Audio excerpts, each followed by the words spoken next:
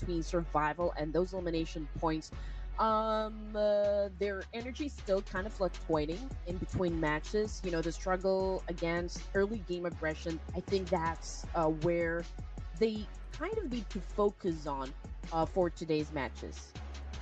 And for the other teams that we can see on screen here, T Xavier, ASIA, Boing Donkey, and FaZe Clan. So FaZe Clan, they have been having a decent rise, and then they kind of had a bit of static performance. But again, if any of you are fans of FaZe Clan out there and are kind of worried about like your favorite team's performance, then don't worry.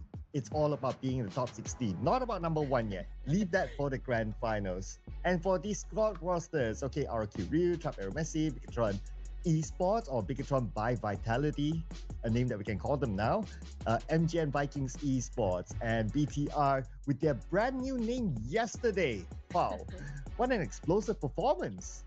Oh, definitely, Bigatron. Okay, I feel like they really wanted to replicate what happened with DRS the other day, right? I mean, DRS was able to score 3 chicken dinners in a day, and I feel they were also gunning for that kind of play. Unfortunately, I think they only scored 2, if I'm not mistaken. Yeah, 2, but, you know, it doesn't deny the fact that, you know, BTR is definitely one of those teams that we kind of need to look out for because they're going to do something extraordinarily great here to wow the audience. Oh yeah, especially with their new partnership, right? So they have to like start it off strong so that they can show something back to the management, and yeah, of course, for their own self-satisfaction at the same time. And at this point, I wouldn't be too worried about BTR since it's very, very unlikely for us to see them drop down Yeah. to like 17 onwards, page number 3. In fact, roughly all teams on page 1 should be able to make it. Exactly. I mean, again, they don't even need to lift a finger here, Sir Cloud. I feel like most of the heavy lifting will be done by those teams who are really at the bottom of the page. Well, maybe those teams are part of the third page, the page that nobody wants to be in. But I feel like, yeah, Reigns Esports is there, but I do know that you guys saw the post that maybe they are traveling for today. So maybe, just maybe, we won't see them play for for the games today. But of course, that is still a big question mark. We will still, we will find out the moment that we step into our first game in Erangel. Yeah, or maybe that picture was a picture taken from last week. We won't know, Maybe. right? So, yeah, we have to just wait and see. I guess it will somewhat be shown because they'll be playing game 1. But if you remember yesterday, they skipped the first game, and then I believe they Yes. skipped their second game. They only show up at the second half of the day. So perhaps today they will just continue to show up, and maybe those pictures were like from yesterday.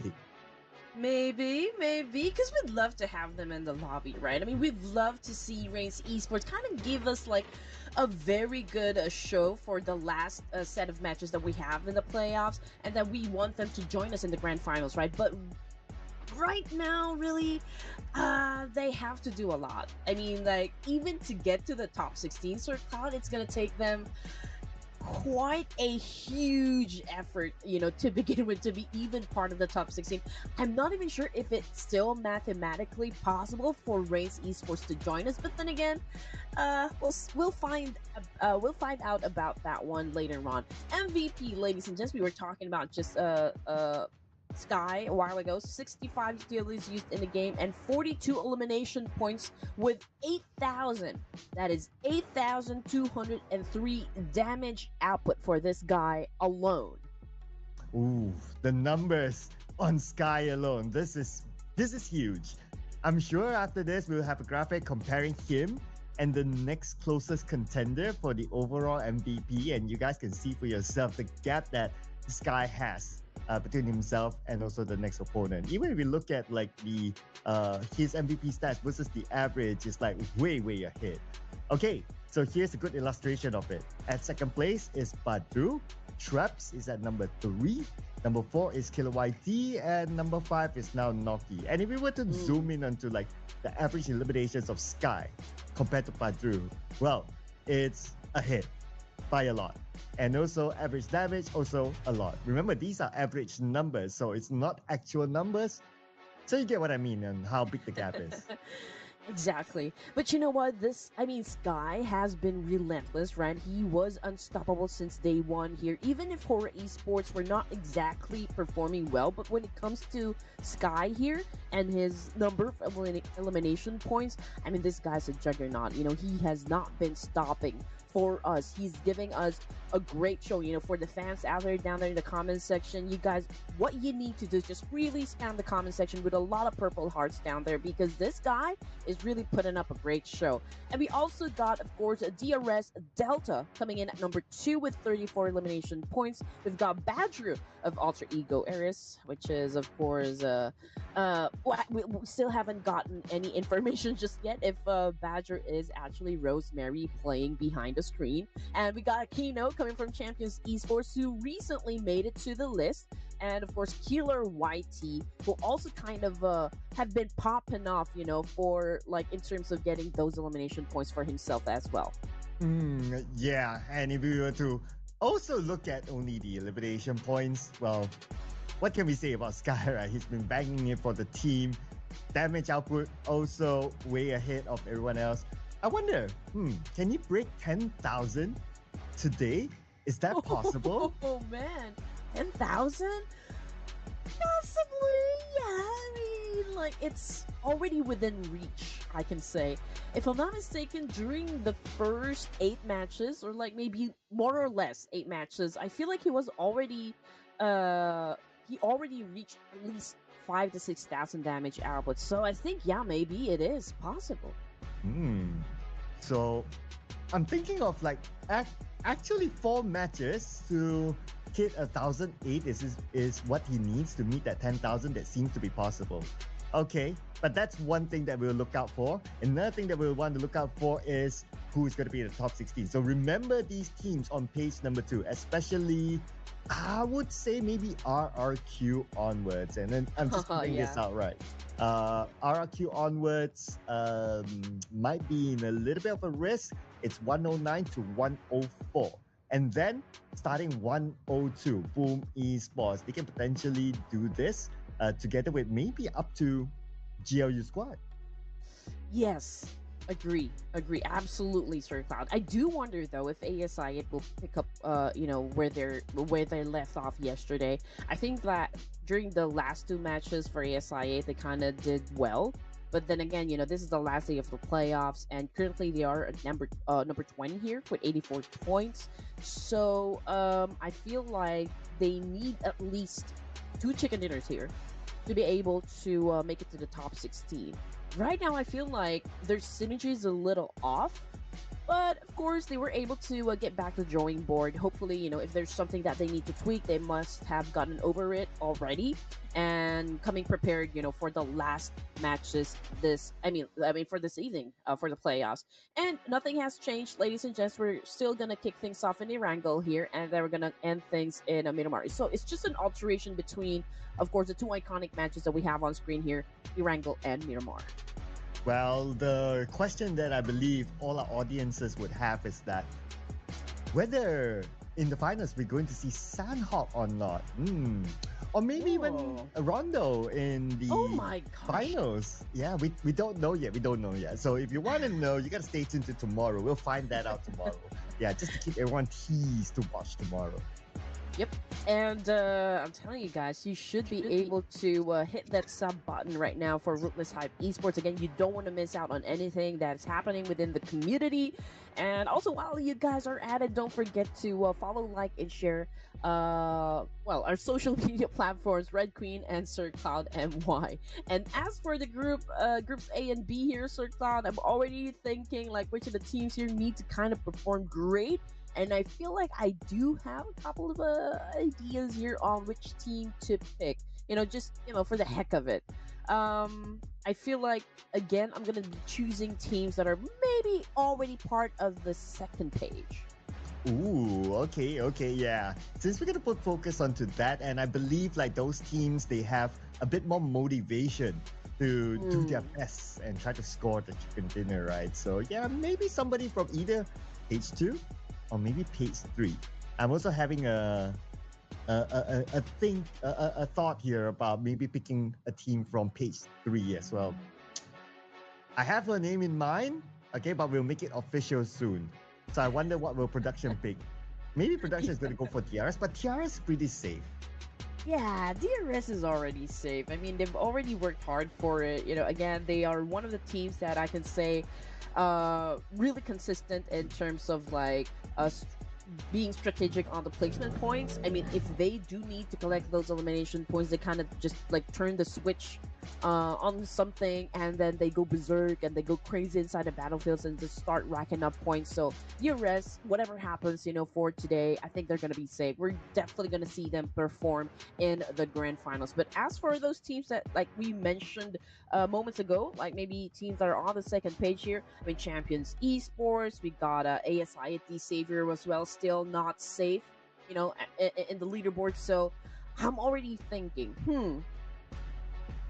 I feel like today, I feel like, okay, since it's Erangel, okay, maybe D Savior. I'll go with D Savior on this. Okay, all right. At least for D Xavier, they normally drop in Pachinki and we don't see teams really challenging them. So, yeah, they should have a decent start in this Erangel match. And then we'll see what happens after that, of course.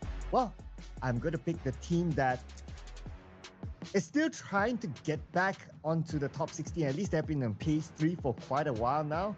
So, let's bring on the Wolfpack. Boom Esports. I feel like you're really flexing on me, Sir Cloud, with all of this the Yeah. PUBG merch that you have. Oh, I really wish a team would send me something like, you know, something that I could flex on screen too. Uh, the, Ooh, the, woo, ooh, nah, the intention is that this is how we say thanks to the people that passed me all this. So thank you to Boom, woo. or specifically Ken when he was still at Boom. Been holding on to this for a while. But you know what, ladies and gents, if you missed the action that happened yesterday, it was all about Indonesian teams. All about Indonesian teams. You know, it was Indo Pride yesterday, so I don't doubt it at all why you went for Boom Esports and why production actually went for Alter Ego Eris. I mean, like, these are like the staple names that we have in the Ruthless Invitational Showdown as well. You know, it's not the same grand finals if they're not gonna participate, if they're not gonna play. So yeah, I do understand. Alter Ego Rares, they do know when exactly to pop off and secure a slot. I mean, if I'm not mistaken, the other day they only played two massive games that actually helped them climb up ranks. Imagine if Alter Ego Ares played at that kind of pace for all of the days, for all of the matches of the playoffs. Man, that would be crazy. That means they are capable of doing that. Yeah. So maybe they're also thinking to themselves, it's getting in top 16. Let's have two massive games or a handful of massive games, and the rest of it, like, we can do whatever we want. Want to try stuff, want to rotate the lineup, that's okay. And then in the grand finals, that's where they will bring out their A game after they have kind of discovered, like, okay, this is the formula to do it after a week's long of playoffs that they can try stuff. And of course, ladies and gents, let's just have fun. You know, this is, of course, what we came for, to see all of the teams here kind of perform their best and maybe see all those 1v1s and clutches that happened from day one up to day number 5. I mean, this is already the last day of the playoffs, so I feel like we will see a lot of explosive gameplays, especially for those teams that needs a little more boost in terms of their points in the leaderboard. Yeah, a lot of them need that boost. Another team that I was kind of thinking of as well, right? If they are able to make a Cinderella run, Toda. Yesterday they had a decent day. They were only stopped. Okay, they were stopped twice by BTR, if you remember, right? It's like first and second BTR Toda, like in 2 different games, and BTR won against them, obviously. Oh, So yeah. they're coming really, really close. Okay, so Yeah. I wonder if they can like make that miracle run today with 4 more games to be in top 16. Honestly, yeah, they had a great run, especially the last maybe 2 matches. Also, for Todak, they've been consistent in eliminations and placement. Yeah, it kind of sucks that they weren't able to really get that chicken dinner thanks to BTR. Yeah, Razy, I'm looking at you. But yeah, I'm hoping that they could somehow replicate that kind of performance as well back to the last day of the playoffs here. And speaking, of course, Todak, I feel like, Razy and the rest of Begatron, of course, would also kind of do something spectacular. I mean, there is no doubt that they're going to step up, even if they're already safe in the leaderboards. And that is, of course, a huge fan service to everyone down there in the comment section. But here we go, ladies and gents, kicking off things in Erangel here as the first match of the last day of the playoffs. Oh man. After this match, for some teams, as well, actually these two sets of teams, Group A and Group B, it's 3 more matches for them. Oof. While we look at the flight path, let's check out our top players. Of course, Sky will still have to be at the forefront, and that's why he is the leading MVP as of now, with Badru trailing behind.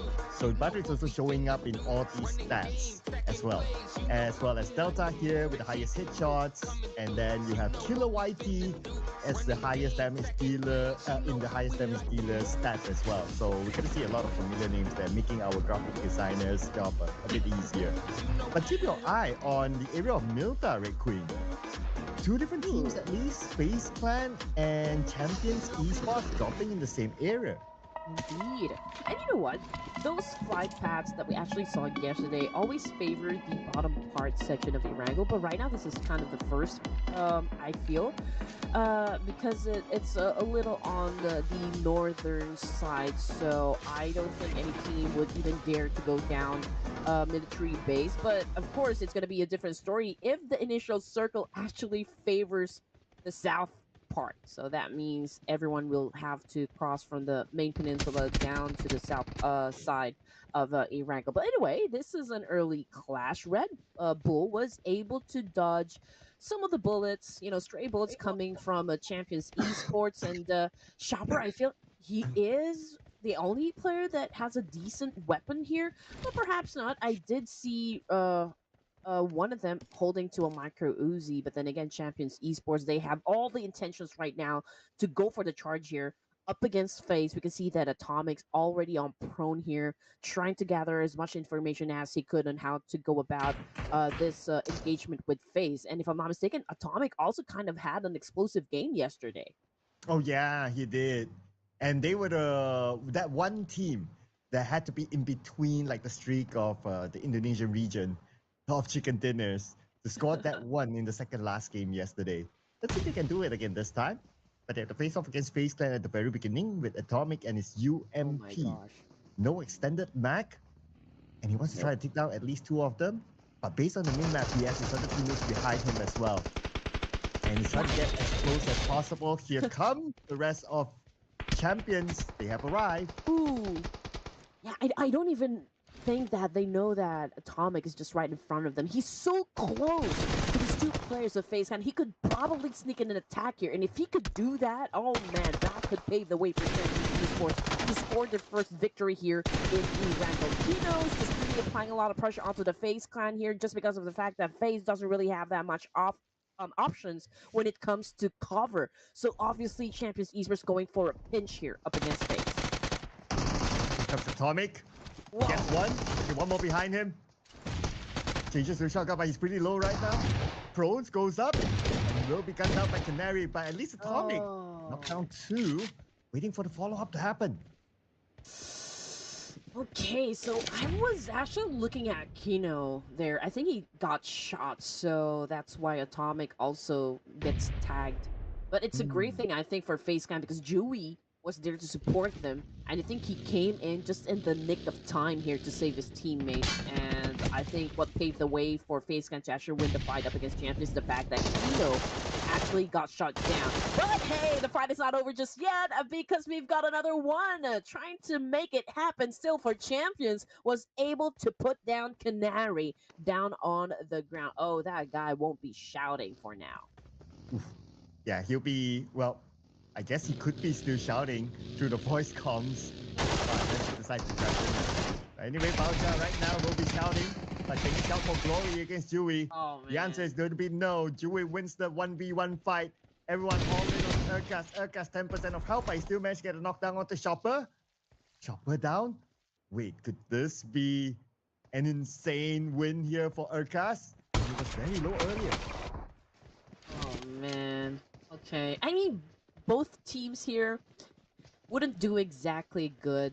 Considering the fact that both teams already lost a lot. Coming up from this fight alone, it's a good thing that Phase. I mean, Dewey here has enough time to pick up his teammate. But even if I feel like they won the fight up against Champion Esports, they also suffered a great loss here, losing two of their members. So it's going to be tricky for them to like maybe get to the latter stages of the game just because of the fact that they're down to only two. Yeah, I wouldn't be too worried for those two teams like Face Clan or Champions because they have a lot of points and they're okay. So Well, that's fine. Maybe they thought to themselves the same thing as well. It's like, hey, you know what? Whatever it is, we're still in the running to go to the grand final. So why not? Let's just take this fight and challenge ourselves. So with Champions Esports out, we now have 15 other teams. Oh, by the way, Reigns Esports, they are playing, but they're yee! playing with 3 players.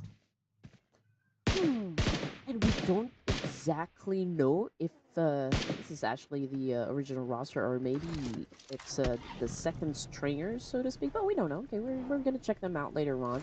But one of the teams that need to perform, though, for today's Sir Cloud would be the Boys of Claw of Indonesia. I mean, right now we're looking at 58 points here, and it's going to take a miracle, I guess. Even if they reach, being at 17th place here, man, it's really going to take a lot. So I feel like in the front side, Claw here, they no longer have anything to lose at this point. So maybe they can cause a lot of nuisance, to other teams here. Maybe they could even go off script, and just maybe challenge some of the big boys here inside the game. Rookie Xavier against Salcom DG Alliance. It's going to be your pick, Red Queen. Oh See if no! he's able to actually win this one. Okay, Red Queen, go cheer for them. All right, here we go, D Savior. It's time for us to shine.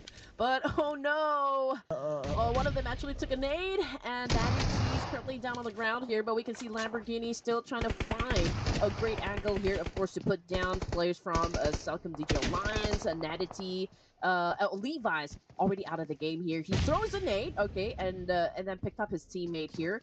But I mean, Selcom, good job, caught the second down to the ground. I already anticipated it. That's what's gonna happen, and that was it for Dinga Savior. At an early onset, stage 1, they got eliminated from the game. Again, this is not the kind of performance we do expect coming from this amazing Vietnamese team here. Then again, it is what it is. Oh, looks like Red Queen's first point will still need to wait. Oh well, it is what it is. Good for Salcom DG Alliance though. Nice clean win for them, scoring 4 elimination points without losing anyone in the process. And they might have a side quest for themselves to chase Boy Donkey. Let's see here. So they are, as of now, 143. Boy Donkey 170. Mathematically still possible if they can score big or multiple chicken dinners. Then maybe they can catch Point Donkey as a flex if they can go number 1. Okay. All right, here we go. Continues to go continues to go north. I mean, the circle, and there will be teams. A lot of them will be coming from the west side here. So I think it's gonna be a wild, wild west later on. There's gonna be massive cleanup that's gonna commence in just a few minutes, perhaps. Teams are already, of course, traveling to get inside the safe zone here. Most, if not all, will definitely prioritize getting into a great position here to just rack up number of elimination points, but I think we need to really pay attention to those teams that will be coming from the west side, because I feel like that's when the next battle will commence. Yeah, very likely since a lot of teams do travel from that side. But it's a question of who will meet up with each other next. Maybe it's Boom Esports and Claw. Took up over who. Unstoppable fires back, getting pawn bit. And yes, this is a compound fight with Johan now. In front of him, one player. Looks like Red Queen is from your team to my team now on screen. Let's see if they'll be able to do this against Pubg, the final player for Claw inside this building with S10. And Pubg, he almost got that one tag. Okay, they got out of Pubg. Pubg gets one more to go on the outside. But before that, he secures the elimination point just for Grace to finish him off. I mean, Boom Esports definitely showing teeth right now. Just really putting up some numbers onto the board here. But Yummy Pondbit gets eliminated. That could be tricky for Boom Esports as well because we are just at stage 2 here, and their damage is already at 50% as a team. But anyway, Boom Esports obviously is well, not out of the woods just because of the fact that Horror Esports heard the gunshots, and I feel like they're also kind of expressing their intention to join into the mix here and really come into play. But speaking of coming into play, we got Rain back on the screen here now versus DRS. But Riff, the moment that he actually stood up, he gets tagged by the team. And now here comes Delta with the attack, trying to finish up the job, and now is about to collect Refuse, of course, as a point. Wow, okay. DRS, okay. Let's see if they can get more. They're looking for the other players of Rain Esports. Where are they? Okay, we have Zero here on screen. They have not been able to locate him. So it's going to be Baron and Zero now, the duo that has to do it for Rain Esports. And DRS, they're still on the lookout. Not really leaving this area yet. They want this area secured. But I guess they decided to okay, let's not waste any more time. Let's just go into the middle of the circle. And speaking about the circle, it will close now. Where will it favor? Will it be hard shift? Hard shift towards the right, just outside of the Pubg. Okay, so yeah, I mean, Horror Esports, they do have the opportunity here to stand guard over to the west side, or northwest rather. They could potentially go up against Team Secret as they prepare to get inside, but they can also deal with Voindunky, which is currently at the top of the leaderboards here, so that could be a top 1 and 2 battle that can happen later on. But as for the teams that will be coming from the west, yeah, there's plenty of them. That's probably where the party's going to start. But as for those teams that have already occupied a little space to the south, the east side, I feel like they're not going to get into any engagements just yet. They're going to take the opportunity to collect as much placement points as they can. But for Horror Esports, they are, again, at the edge of the circle here, pretty close with Boy Donkey, but they're not letting go of those 2 remaining players coming from the Wolfpack. Yeah, and the last 2 remaining players of the Wolfpack, they had the middle of the circle though, with that compound, but only 2 players defended. If any team chooses to crash in, it's gonna have a hard time. Unless all the other teams, well, they cancel each other by the side, and then towards the end, maybe they can show up. That could be the case, but because that compound that they're holding is, at least as of now, pretty valuable, I'm sure some of the teams are considering to go there. Probably. Champions Esports, okay. They had an early elimination coming from the kill feed. Okay, we did anticipate this. Horror now going up against Voindunky. Vexy already on his knees, his down. Not sure if he can be picked up at this point, but Horror Esports already setting up their plans in motion here. But then again, Sleepy is it's just not letting go of Boom here. I mean, he's still has to set his eyes onto Boom Esports. I mean, if you do have a chance, if you do have that opening and opportunity to get some points, then that's exactly what they're gonna do. But ASI 8, a little civil war happening between the 2 teams. 4 Thrives is now defending themselves up against ASI 8. Cairo on the screen here, going off angle. Let's see if he could actually sneak in an attack here up against 4 Thrives. Yeah, let's see, because if we're looking at this situation, looks like they're not going to back out of it. Casanova with the need. Oh, he knows the Cairo's there. Bam. Oh, that's not connect at all on the Cairo. Interesting, not a single damage. And Cairo's fine.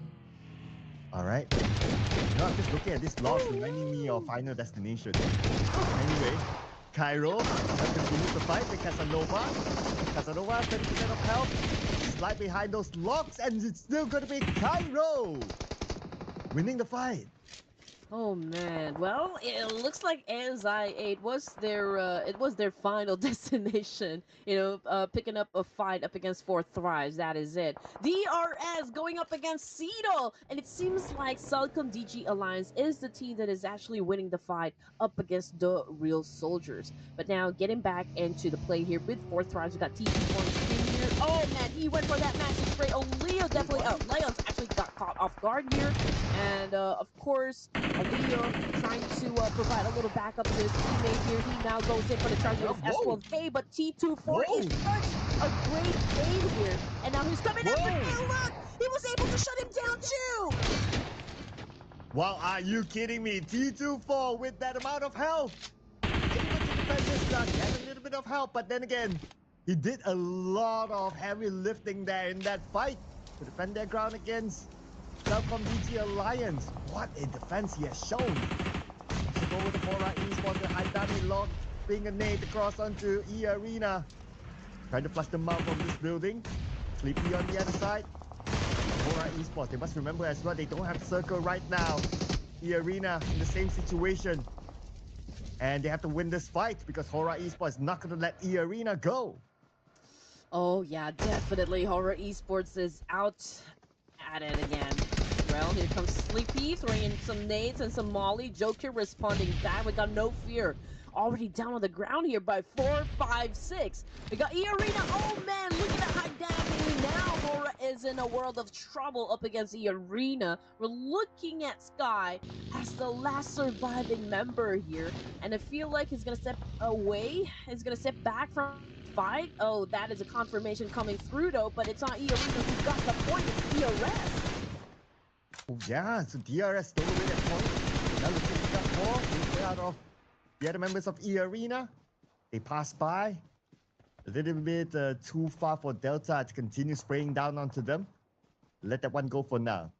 But Sleepy got taken out by the play zone, okay? Spent a little bit too much time on the outside. And now for DRS. Time for them to get into the circle, maybe to play the gatekeeping role from the inner side, but probably not now since E Arena, they have arrived, but they have GLU squad around the corner. Okay, new challenge for the side of E Arena. No problem right now in terms of their aggression, man. They are on a roll here. They have already picked up their momentum, so hopefully they can sustain it. This high aggressive gameplay coming from, of course, E Arena. We see someone just trying to scout, trying to get close with where DRS. So this fight is definitely gonna happen as we speak now, Sir Cloud. Okay, first attack coming from DRS with that nade, but E Arena was able to dodge it. They're going to respond with their own nade this time. Ooh, a little bit of damage there for E Arena. Here comes Delta again with the second nade.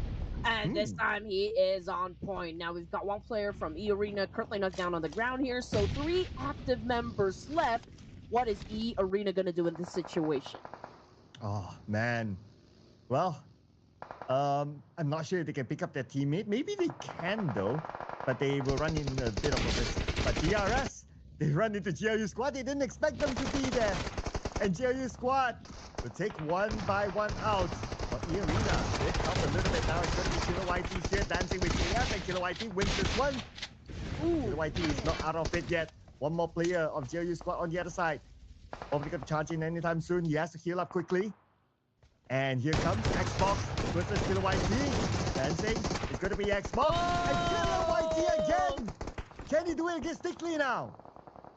You know what? Even FaZe is interested to come into play here, and I did see a couple of players come from off the Eagle Airs who's kind of circling around this specific spot. But that's it for Horror Esports. They exited the game with only 4 points in the bag here. It's a total domination right now coming from the side of E Arena. And the fact is, E Arena is still a complete squad. Man, they've also eliminated a couple of players coming from GLU. But the fight is not over just yet because we still got Killer YT repping up DRS, and behind the arena we've got Alter Ego Eris. Whoa! The big man for DRS, Killer YT. One nade to take out 2 players from E Arena, stopping them at their tracks. What a player Killer YT is! Oh man. Killer YT all alone, it's no problem at all. He is still racking up some points, even if he's left to deal with business here. Stage 5 in Irango. Voin Donkey definitely heard those gunshots, and they're thinking, you know what? Maybe we should come to the party, even if we're not invited. But Alter Ego Eris is taking business someplace else. Alva was able to score some point here, and Razak now trying to prep up, going up against Killer YT, again, the last surviving member of the Real Soldiers. They are popping off those smoke. Reza, of course, going off angle here, but it was Vexy who put the nail in the coffin for DRS. And Void Donkey scores 5 elimination points as of now. Wow, they're still on the road despite them high up top. Number 1, they just want to extend their lead so nobody can take away the throne from them. Unless, let's see if any team here would deny them away from the chicken dinner. As for 4 tries, right now 3 players. And Mr. Cairo aka Falak scoping down Pubg. Takes a bit of damage, 40% of health left. And they're still aiming down onto him. But we shift over to Void Donkey right now. They're managing E Arena. It was a great shot coming from Potato with that distance, with that range. It was amazing how he was able to eliminate one from E Arena. And now we're waiting for that ominous music to play in the background because we're down to our 5 teams remaining here. We're looking at Alva putting a lot of pressure up against 4 Thrives. Cairo moving into place here. No key's not picked up. Alva still trying to dance it up. Cairo getting some damage, and there he's going down on his knees here. And Alter Ego Eris, of course, won the fight absolutely. Now putting us in the top 4. With 12 players in total left. And look at the circle. The 1 player of FaZe Clan in the circle. Nobody's really looking at the direction, but maybe Void Donkey might pass by after they cross that road. We're gonna see what happens here with Team Secret. Their neighbors are Alter Ego. But because of that terrain, they don't have a good view of Alter Ego. They focus on the getting into the circle. They found this compound. Nobody is here. It's all theirs. It's of course perfect for Team Secret. But you know what, Void Donkey, man, come on.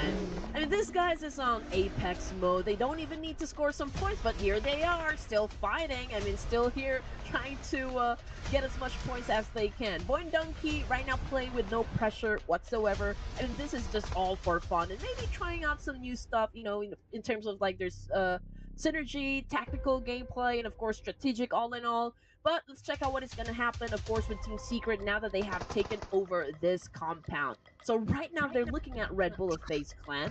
Obviously, FaZe is popping up those smokes to make it a little bit difficult onto the side of Team Secret here to put them down. But you know what? This is not a great spot at all for Red Bull, just because of the fact that behind him are also the players of Alter Ego Eras, or perhaps Void Donkey.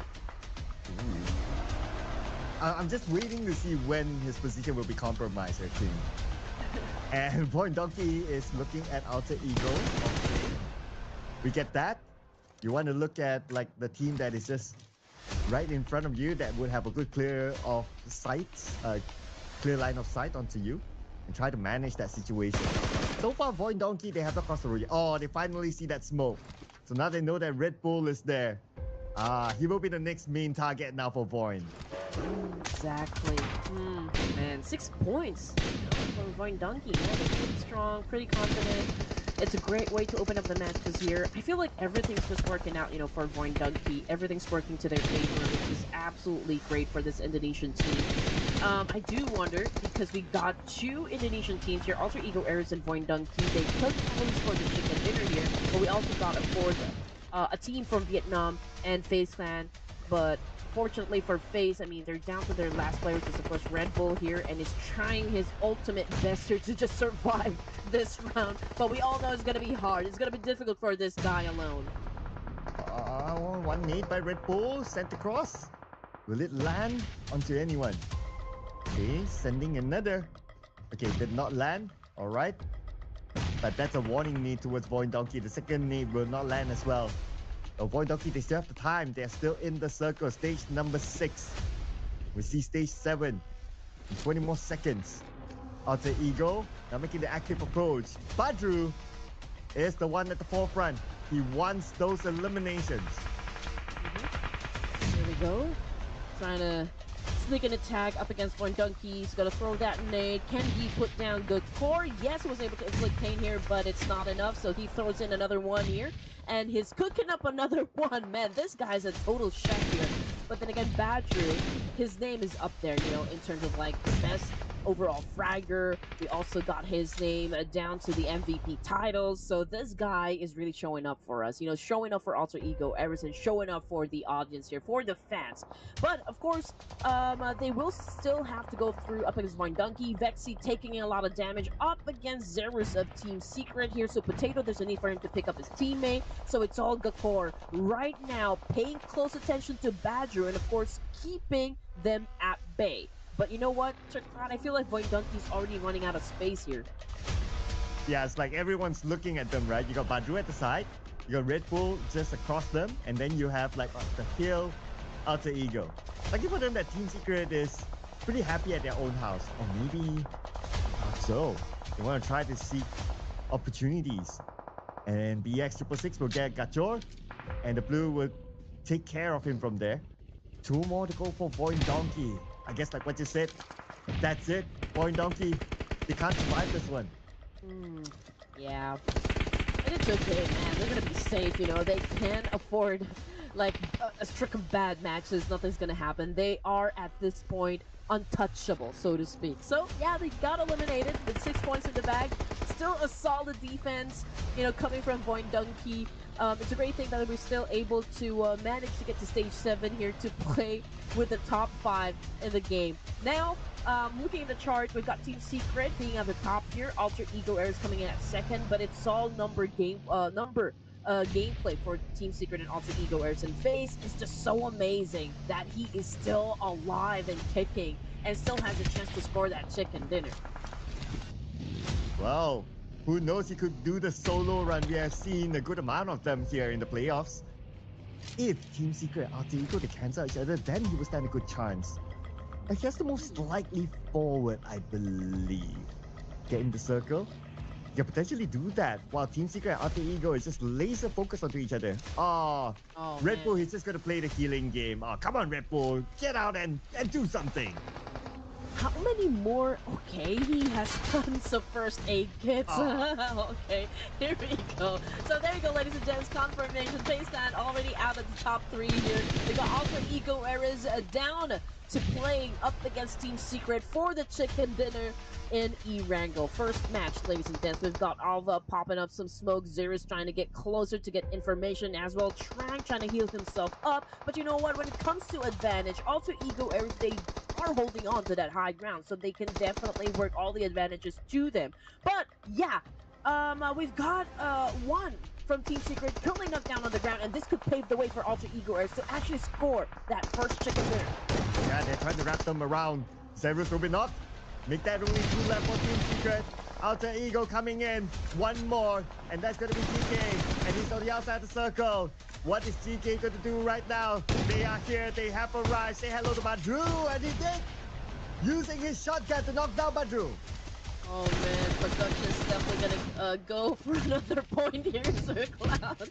Okay, here we go, X666. Oh man, just got killed off by GK of Team Secret. Right now, this is gonna be an interesting fight because we are now down to 1v1. That is, of course, if Alter Ego Airs will not be able to pick up his teammate. But here comes GK now. He knows this is the time for him to actually go for the charge. Nylon cooking up that nade. Both our players has suffered a little damage onto their HP. We got Nylon, of course, trying to back away for now. He is getting a whiff of the situation here that GK might be throwing a lot of nades here, so he opted to go for a quick heal.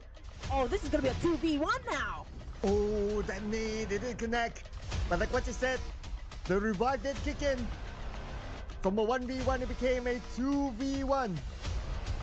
And who's going to get it? Can GK actually pull off another solo chicken dinner? Can he actually do it this time? He's popping up that smoke to blind the sight of Alter Ego. Alter Ego, one Molly, one UMP. Switches to an M4. And GK. Okay, he's distracting Alter Ego with those smokes. Oh man, okay. Again, this is nerve-wracking. This is the end game, ladies and gents. I mean, GK should have actually go in and try to kill the Nylon when he has a chance here.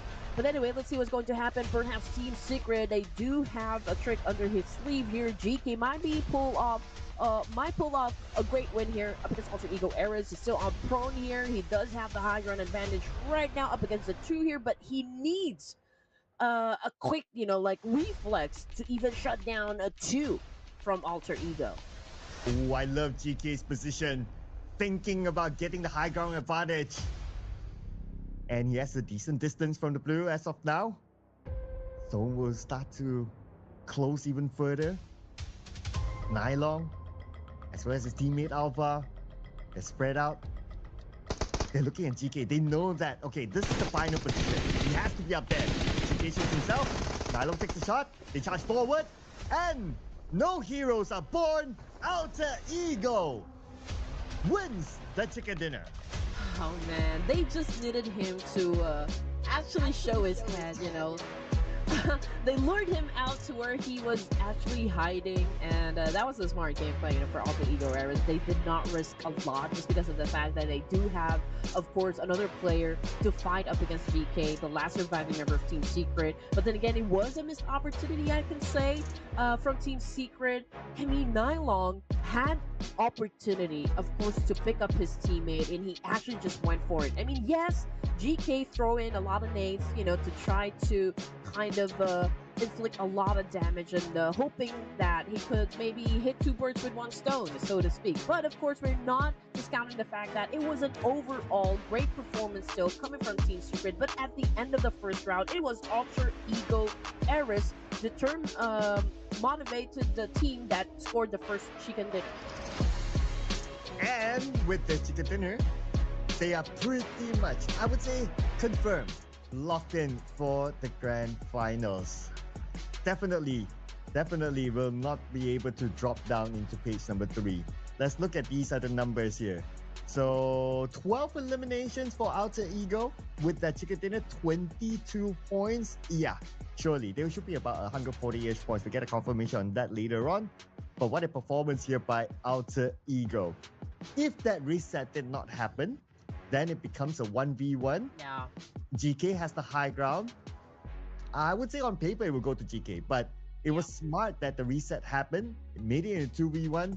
Then it was very, very difficult, especially when they know exactly where GK is at, even though he had a high ground advantage. But if two people are charging onto you with two different sides or two different angles, then it's going to be hard anyway. Yeah, again, it was for me a missed opportunity for GK. But then again, it's all adrenaline up in there when you guys are already part of the end game. I feel like there was a lot of pressure onto his shoulder just because of the fact that they're so close and bagging that chicken dinner, and it was a hard also fight to happen because it's Alter Ego Eras. I mean, this guys doesn't even need to perform in all of the matches. I mean, it was just like two games yesterday. Now it's their first game. They had an explosive run. They were able to score the chicken dinner, and this will, of course, give a huge impact in their overall position in the leaderboard. So imagine if Alter Ego Eris is playing at this kind of pace all throughout the matches that we've had in the playoffs. Man, it is going to be insane. And these are the insane numbers that they put on the board. 12 eliminations as compared to 4 from Team Secret. And of course, that comes together with the amount of damage output, 2,523 damage for Alter Ego. Whereas Team Secret, we gotta think about it, only 4 eliminations, but they scored 1,500-ish damage output.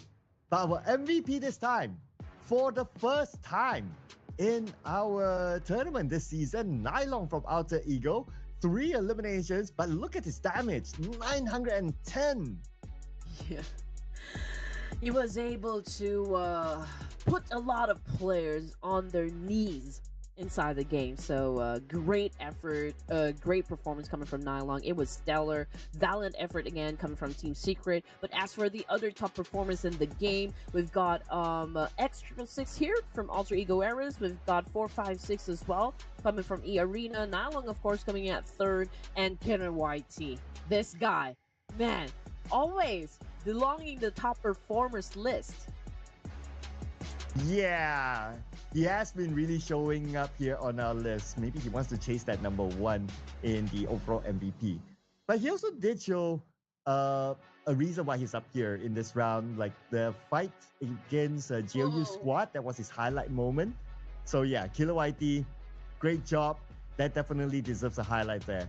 For the points, Alter Ego 22, Team Secret 10, Sabres for Face Clan and Void Donkey. On the other end, Reigns Esports and D Xavier not able to score a single point. Now, looking at the teams that needs to climb up to top 16 here, like Boom Esports only managed to score 1 point, Reigns Esports no point. So they need to work harder for their last 3 games for each team. I don't think Reigns is gonna make it at this point, to be honest. Like, I feel like, hmm, even if they score like a lot of chicken dinners for today, or in this case, 3 more chicken dinners, I don't think it's gonna be happening. I don't think we're gonna see Reigns Esports playing the grand finals. But as for the other teams, yes, some of them are part of the top 16, but since the gap isn't too wide just yet, there will be a chance for other teams to surge, and maybe take over the spots. So again, they still need to work hard just to maintain their position in the overalls. And speaking of the overall ranking, of course, Void Donkey's still at the top here, 180. That is huge. Horror Esports coming in at second at 161. DRS was able to climb up another rank here, coming in at third. So it's BTR, fourth rise, moving down the list there up until top 8. But from top 9, moving up 1 rank, FaZe Clan with 132. And on page 2, okay, just remember this number. Still 104 because Talon didn't play. So they'll be back in the following round. The Xavier, they didn't collect a single point. So 106 for them. Tribe LMC 107. And then we have RQ 109. Team Secret, because they scored the 10 points. Have they done it? Did they do enough to make it through? It all, of course, depends on teams on page number 3, because right now, still the closest one is Boom Esports with 103 to try to break into top 16. I do wonder though if ASI 8 is gonna perform in the grand finals. It wasn't like a great run for them during the first match here, but of course it's not too late just yet for ASI, but they cannot afford to make any mistakes, any longer for the following matches here, Sir Cloud. Yeah, well, let's see. Will they be making any more mistakes? Or will they rise up to the occasion? We'll take a short break, ladies and gentlemen, before we head on to game number 2. We'll see you guys after this.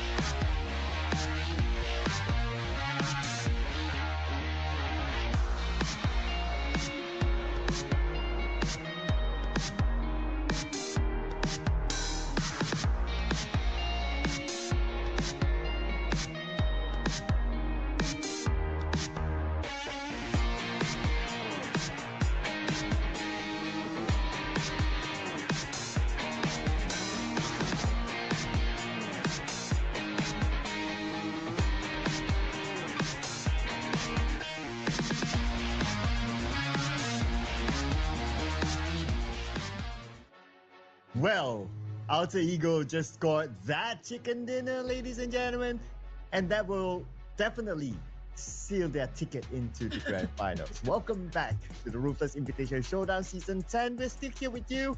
My name is Sir Cloud, together with the amazing Red Queen. And next up is going to be Mirama.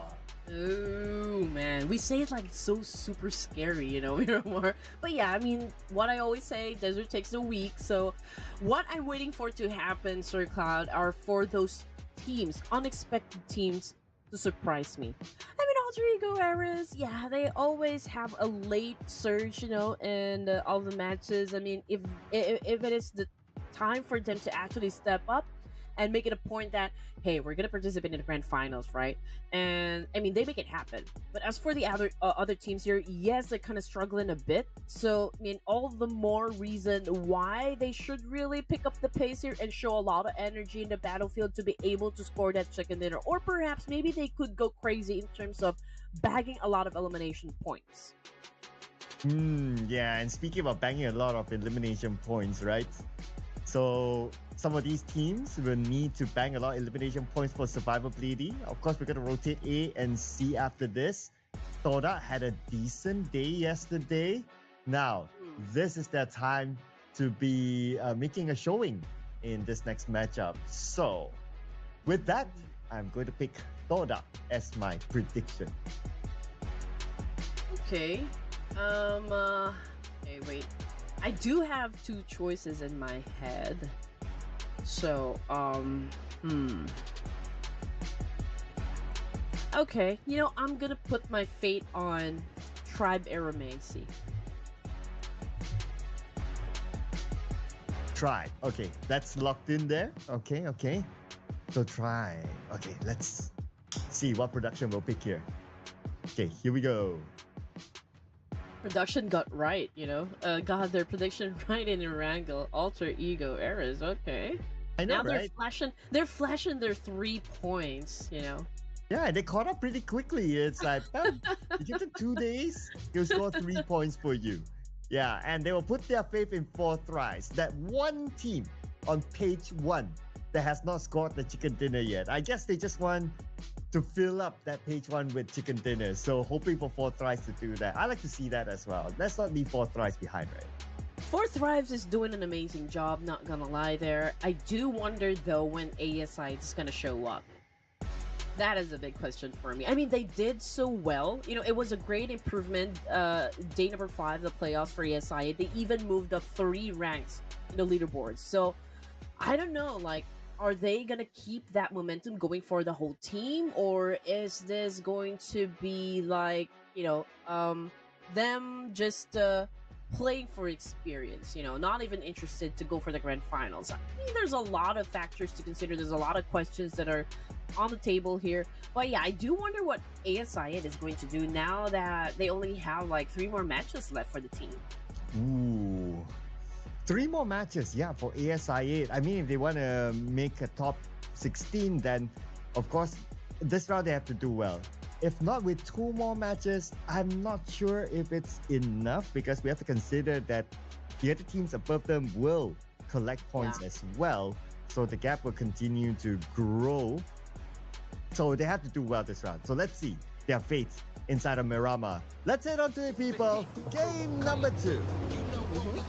And plus, both esports, I feel like they're so close at getting into the top 16. I mean, this is not the time for them to slow down. So, yeah, I feel like they're also one of the teams that will step on the pedal here. Or step on the gas, for that matter. But anyway, okay, match number 2 here. Again, this is the last day of the playoffs, ladies and gents. Final date to make things happen. And, of course, secure a slot in the grand finals that will happen 4 days. I think we have 4 days for the grand finals. So even that, you know, it's a short stunt, you know, for the whole team here. I mean, it's not really that much days for them. It's not a marathon. But let's see. You know, it's gonna be an interesting fight. All in all, just because of the fact that there are teams that feel that they're already safe, but there are those teams, of course, that will definitely had a late surge here. So I do wonder which teams here are gonna get all the glory from Miramar. Which team will survive the first drop first? It's especially when somewhere in the middle we see a lot of teams hovering around. BTR not dropping around the north side of Torre Ahumada and that area. They choose to go back into the middle where Power Grid is at, and no other team is challenging them. At least for now, unless it's overlapping. Yeah, but I don't think so. It looks like BTR will have Power Grid all for themselves. Team Secret, Todak, kinda next to each other, but they still have a good distance, so that should be fine. As E-Arena, now we have them on screen, just looking at players dropping down. But hang on the thought. BTR, oh, they have visitors at Power Grid.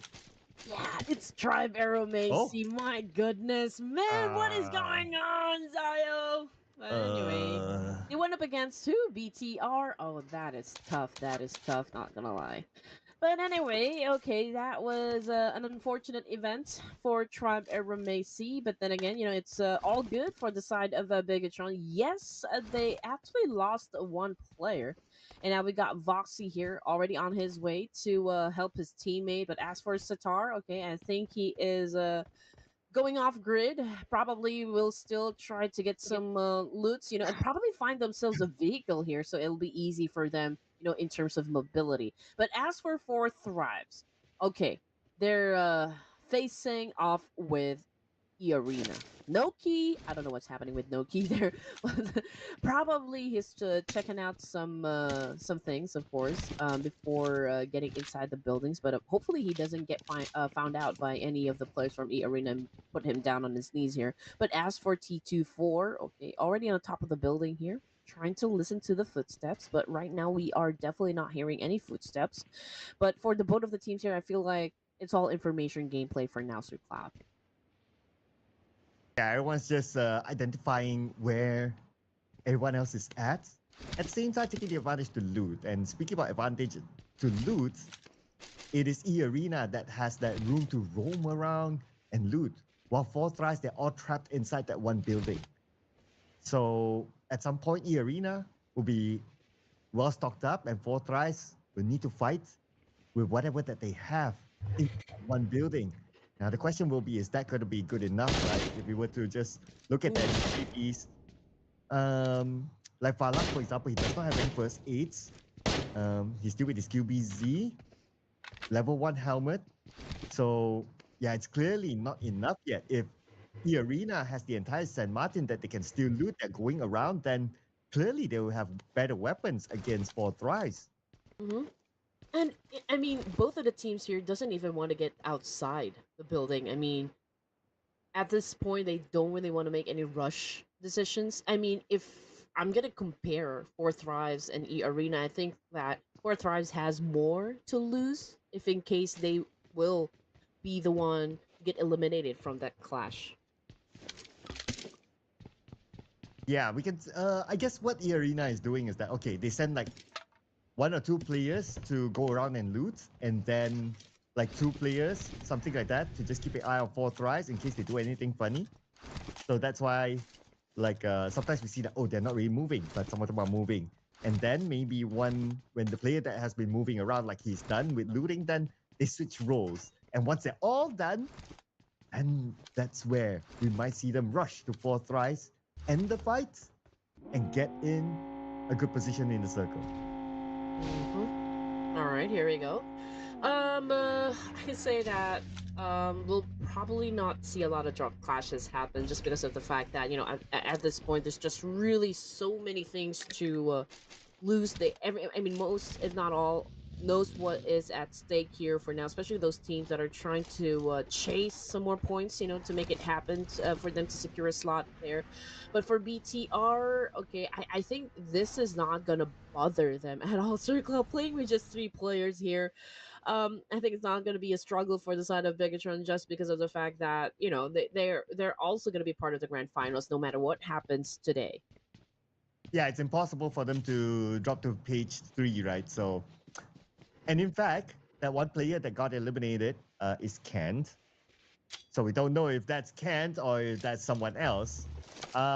But just to drop a fun fact as well. So remember the last time we had a Ruthless Invitational Showdown, BTR played with quote-unquote Ken. And apparently I found out after that that Ken is actually Federalis before they revealed him to What? BTR. So maybe this Ken is also Mm. better. Perhaps, I mean, no doubt. Okay, I don't even understand why do you guys need to change your names? I mean, seriously. But anyway, it's okay. We can handle it. We can handle it. Back to E Arena 4 thrives here, Sir Cloud. Nobody is even willing to do a hard push. And ooh, he has some apple with him. Okay, all right. Keeps the doctor away, I guess. For Vampire Esports, they're also holding to a part of Miramar. They can loot in peace. You know, nobody's gonna contest them just yet. So I feel like everyone is just really passing some time here. But perhaps those teams that are coming from the north side. Oh, I feel like even RQ might face off with BTR, considering just how close they can be. In this zone, and even horror esports. I feel like that's a collision that's gonna happen anytime soon. Hmm. At the top left, they are passing by RRQ though, but I don't see anything on the elimination feed yet. Maybe RRQ is just monitoring. Okay, by now, they should have gotten away from RRQ. And nothing shows up. Alright, so RRQ is playing the chill game. Hmm. If we were to look at RRQ's position, 109 points. Yeah, they could use a few more points just to be a bit safe. But Hora Esports might deny that away from them. Okay, now they rush in with Sleepy. He's the target. He will charge, and he will get the Beko. Man. Sleepy, okay. A little bit on the aggro side. First player to bag a point from Horror Esports. And now that they've already declared a fight, I feel like revenge is gonna be served up soon, from this side of RQ because again, they lost one of their comrades, so I feel like they're gonna retaliate up against Horror Esports. But then again, I feel like they're also gonna like step away for now, maybe live to fight another day. But it's a different story here that we can see on the screen. Also, Ego Eris doing a massive spray up against Todak. But then again, considering the distance between the two teams, I feel like yeah, maybe they could inflict pain up against each other, but to actually get elimination point, I think that's gonna happen. That's not gonna happen just yet. Now with the circle shift, at the northern side where E Arena and Fourth Rise is at, this is time for them to end. Well, unless somebody wants to call truce and then they all escape different routes, we'll see. We'll see. I'm sure we'll get back onto that real soon. But right now, BTR, Vampire Esports, both juggernauts of their respective region. But here comes the elimination feed.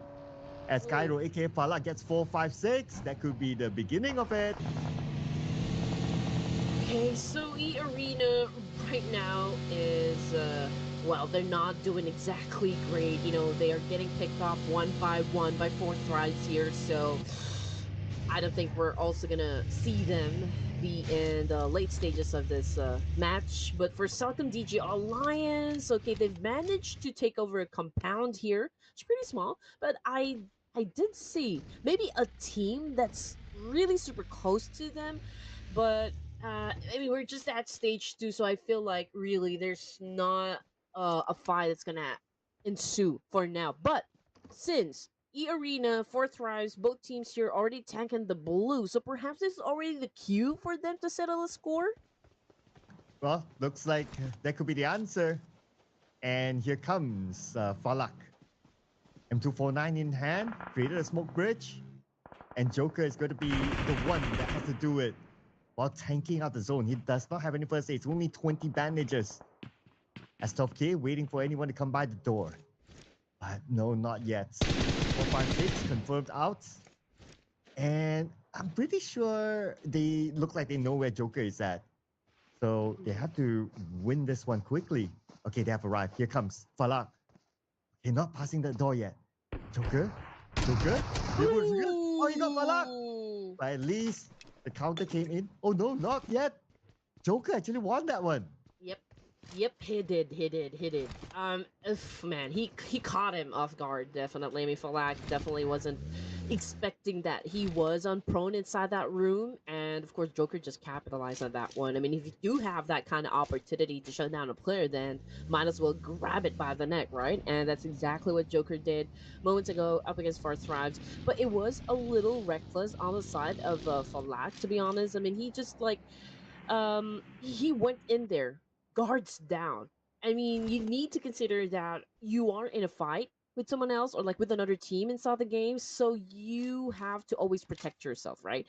But anyway, Fourth Hives is still gonna be safe no matter what happens here for the matches. But then again, if they keep on maybe losing some points here or like losing fights or not making it to the late stages, it could pave the way for other teams to maybe catch up. I don't know. I mean, if their teams are gonna move up, there will be teams that's gonna move down. So we don't want Fourth Hive to be part of those lists. But anyway, E Arena Joker, the last surviving member here, we are looking at his backpack, and he does only have one first aid kit here. I don't think he even has a vehicle. So it's gonna be it's gonna take a miracle for Joker to survive. Yeah, and the bad news for Arena and Joker is that they are at Wow. number 18. But Joker continues to fight. He took out T24. Two more to go. Just be an insane solo clutch by him. Okay, I wonder what's happening at St. Martin. But anyway, on the elimination feed, KF from GLU squad gets one for himself. We're back in St. Martin here. Joker fights back. He gets Noki. One more to go. Can he actually do this one? Win this fight? Hmm. It's a standoff now. It is a standoff. But Fourth Thrives, it's also like a huge toll on their part just because of the fact that they're dealing with the last member here and they lost two of theirs, so it's not really a good trade, for the side of Fourth Rise. But anyway, it's a GLU right now putting down the boys of Vikings here. We got Superman bleeding out there in the open, and GLU, of course, using everything that they can to actually win this fight. We've got Noel right here getting the job done, pocketing the 2 points that they have. Oh, they're already flashing 3 points for GLU squad. Oh, already. Okay. We are at stage 3. Bubble pack onto Joker. Alright, alright. When will this end? It should end soon. I'm sure their utilities are not that much. Joker has 2 first aids. And the final player of 4 thrives, no first aid. So the pressure is on 4 thrives now. Oh, yeah.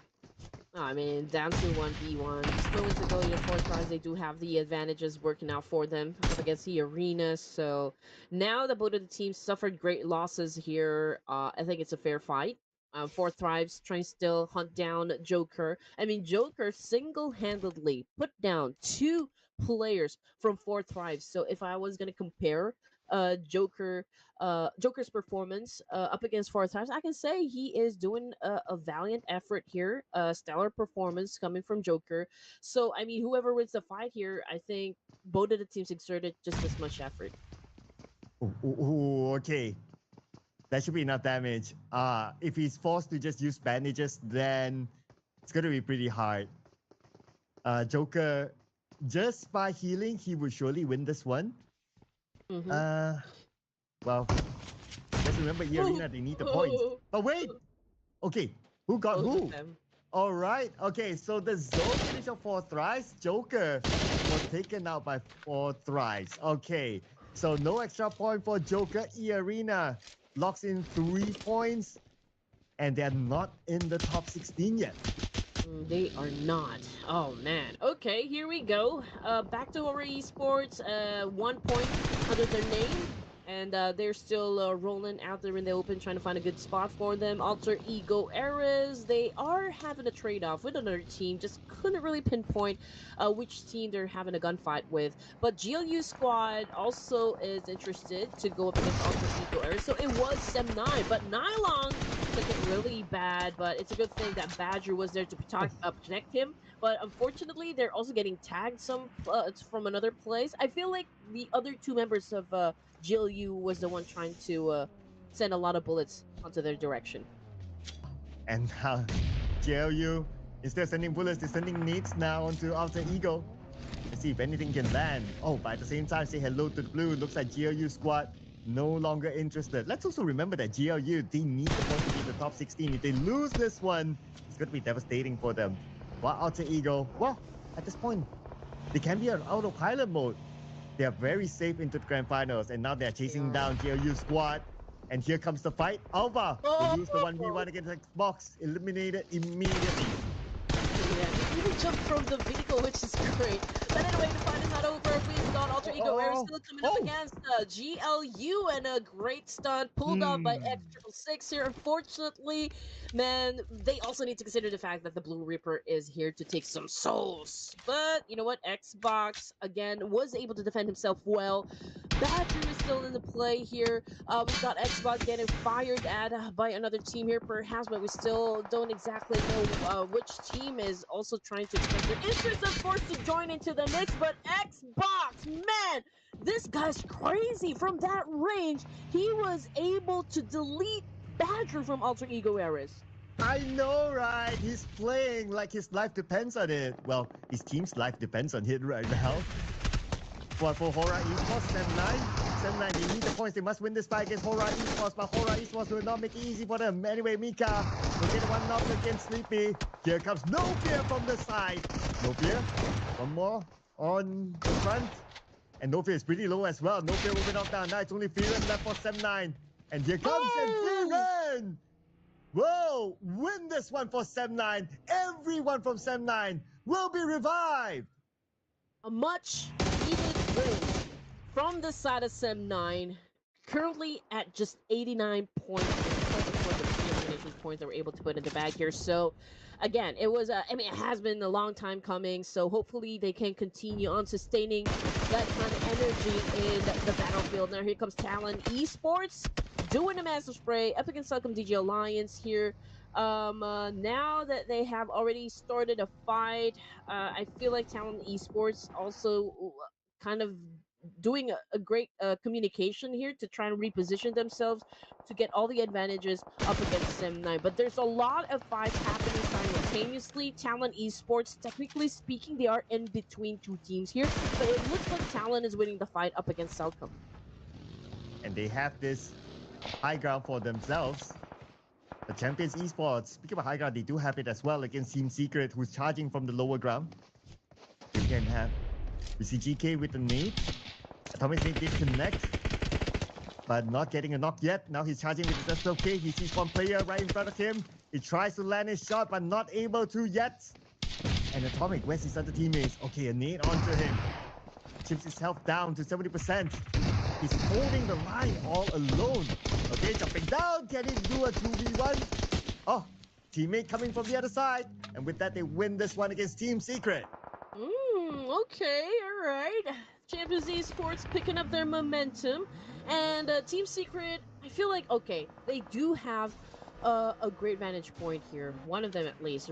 That was Typhoon, okay? He does have the potential to shut down those players coming from Champions Esports, but then again, because of the fact that maybe they don't have the numbers right now to defend themselves, he held it back. I mean, he didn't open fire up against Champions Esports, so I do have a lot of questions there. But you know what? The fight is not over because Todak coming into play, and they're pretty close with Team Secret for now. But I'm not exactly sure if Todak is even interested to go for a fight at stage 5. But they need the points though. So something for them to consider. They are by the rim of this circle. A lot of fights happening around them, including the one where Team Secret is involved. And that's only going to be Transit, running onto Vampire Esports. The Transit 10% of health, switches to a DBS. He has to heal up before he can continue on the fight. And he'll finish off Newsy to collect that 1 point before he heals up himself. He has to do it quickly because here comes Vampire. Okay, here we go. Trang needs to heal up, obviously. We got Meowla cooking up a nade here. Trang holding on to a DBS, but ho! Man, it's not even Christmas just yet, but just because of the amount of action that we're seeing on the screen here, everyone is just really tensed up. And we got Leon, we got Kasim already down on the ground here, coming from Talon Esports, and that's a confirmation again coming through Kasim, already out of the game, which brings us down to just 9 teams remaining here at stage 5 with 35 seconds on the clock before we go to stage 6. And Look at the amount of teams down south. Just on the mini map itself, I'm counting like what? At least 4 different teams? Okay, that's a lot. That's a lot. The gunfire is happening. As Baja will get Brian from Toda, or even Toda on the other side. They try to stop them from coming in further. 9 will be gunned down as well. Here's Vampire Esports managing Toda. As Toda, they try to run away perhaps. Okay, did they manage to do so? Oh no, they choose to take the fight against Vampire Esports. But at the moment Toda step in onto the building, Vampire Esports will eliminate them. Okay, great position for Talon Esports. It's a power position because they do have the opportunity, of course, to challenge the boys of Sim 9, make it difficult for them to step inside the safe zone. They could do the same thing up against Xbox of GLU. It's going to be hard for Xbox to even get into the safe zone as well, just because of the fact that he is all alone to deal with this one. And Champions Esports coming from down south, again, potentially clashing with Talon and even Vampire Esports. So there's a lot of fight that might happen around down south of the zone. But as for Celcom DG Alliance, again, this is also a great spot. So I feel like Sem9 just need to choose. Are they going to go up against Cedo or are they going up against Talon Esports for the entry point? 20k. Just in front of him. He knows that Kino is there. Oh. Shot made by Kino to knock down 20k. Now Shrubs has to come in quickly. As Tofke in hand. Target. He shoots. And he does not score. Again, it's Kino. This time shopping Shrubs. Oh man. What can Mela do about this? Can he actually get the revenge? But Mela is pretty low. He has to heal up. He does have the utilities, but he does not have the time and space to do it. Champions Esports takes out Vampire. You know what? There's a reason why Kino is actually part of the list of those players gunning for the MVP title. I mean, this guy is really putting up a great show for us and really racking up some points again, single-handedly getting the job done. But anyway, 6 teams remaining here. Ladies and gents, and Sem9 does pose a great advantage onto those teams that will be coming from down below. And looking at the situation, again, Sem9 about getting ready to step inside the circle here. And now they have chosen to pick up a fight up against Cito. We got Mika getting into position, but he's also getting some damage coming from Talon Esports. That was a confirmation. Mika already down on the ground here. Dep trying to also penetrate the compound, but it is, of course, difficult because Talon is trying to get lucky with the shots as well. And between Sem9 and Celcom DG Alliance, and also Talon, that is, Sem9 is the team that needs the points in today. They're looking down at the Celcom DG Alliance, and everyone's in the circle. But if we were to look at who's on the inner side of the circle, it's actually Celcom DG Alliance. So, in the next stage, possibly, it's Sem9's call to try to crash onto Celcom DG Alliance, take them out, and create their pathway into the inner side of the circle. Oh man, there's just a lot of players pointing their guns at him. Hopefully those vehicles don't explode while they are in the vicinity, of course. Dep, of course, trying to flush out players from Cito. First aid did not go through. Here comes the second one. It is still not good, ladies and gents. It's going to be hard for them, Sem9, to take over this compound just because of the fact that this position is a little bit peculiar and the fact that they're in between Cito and Talon Esports, it is going to be a struggle for the side of Sem9. But as for champions, man, one of them is currently knocked down on the ground here. I feel like it was BTR that's having a trade-off up against champions. Oh, yeah, and the champions at the southern side, they should be on a clear right now. I don't want player knock. They should be able to recover. But now that the circle has shifted, what we talked about earlier on between Sem9 and Celcom DG Alliance might just happen. Because now, Sem9, they need to fight Celcom DG Alliance to get in. Talon, they seem to be scouting at alternative routes. Maybe they want to go through this high ground to be in the circle, and that's great. But they also need to clear off Champions Esports before they can do that. And they might be thinking about that, waiting for a decision to be made, while Champions Esports looking down on the other side at BTR when they're making their move into the circle. Yep, I guess the fight is now inevitable. Sir Cloud, Champions Esports, pretty close with Talon. And we've got Axel getting into position as well. Atomic doing a little bit of spray up against BYF, but it's not working out for him, so he needs to reposition. He needs another angle here. And as for XZZ, okay, he's just waiting here, chilling and waiting for Atomic to get into his line of sights here, and that's exactly the time for them to retaliate. But as for BYF, he does see everything down below. The fight between Cito and Sem9, and this is an opportunity for Talent Esports to be the third party here. Just look at that, beautifully done by YBF. Whoa! YBF, your best friend, not being the best friend of Sen 9.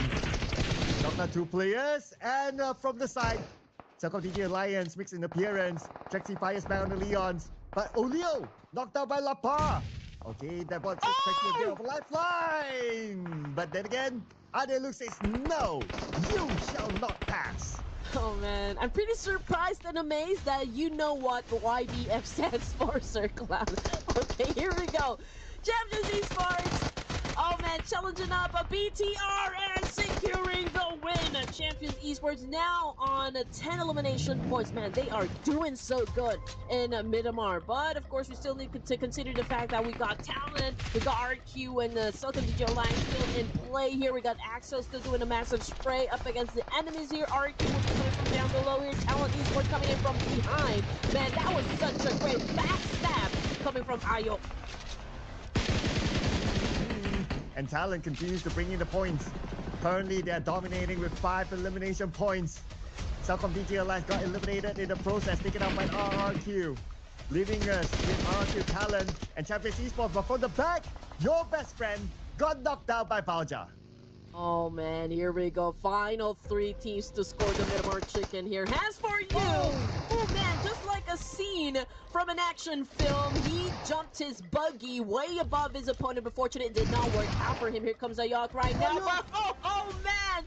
RRQ was able to stop him on his tracks and now bagging 5 elimination points, which put us, of course, at the end zone here. RQ versus C1, and that is it, ladies and gentlemen. Champion Esports got eliminated. 11 points in the bag here, but the one that who caught the chicken dinner would be RRQ. With that one last nade against Pubg to lock it in, ladies and gentlemen. RRQ, chicken dinner. Are we going to see an Indonesian domination again today? The first game was Alter Ego, now RRQ. Well? Red and white again?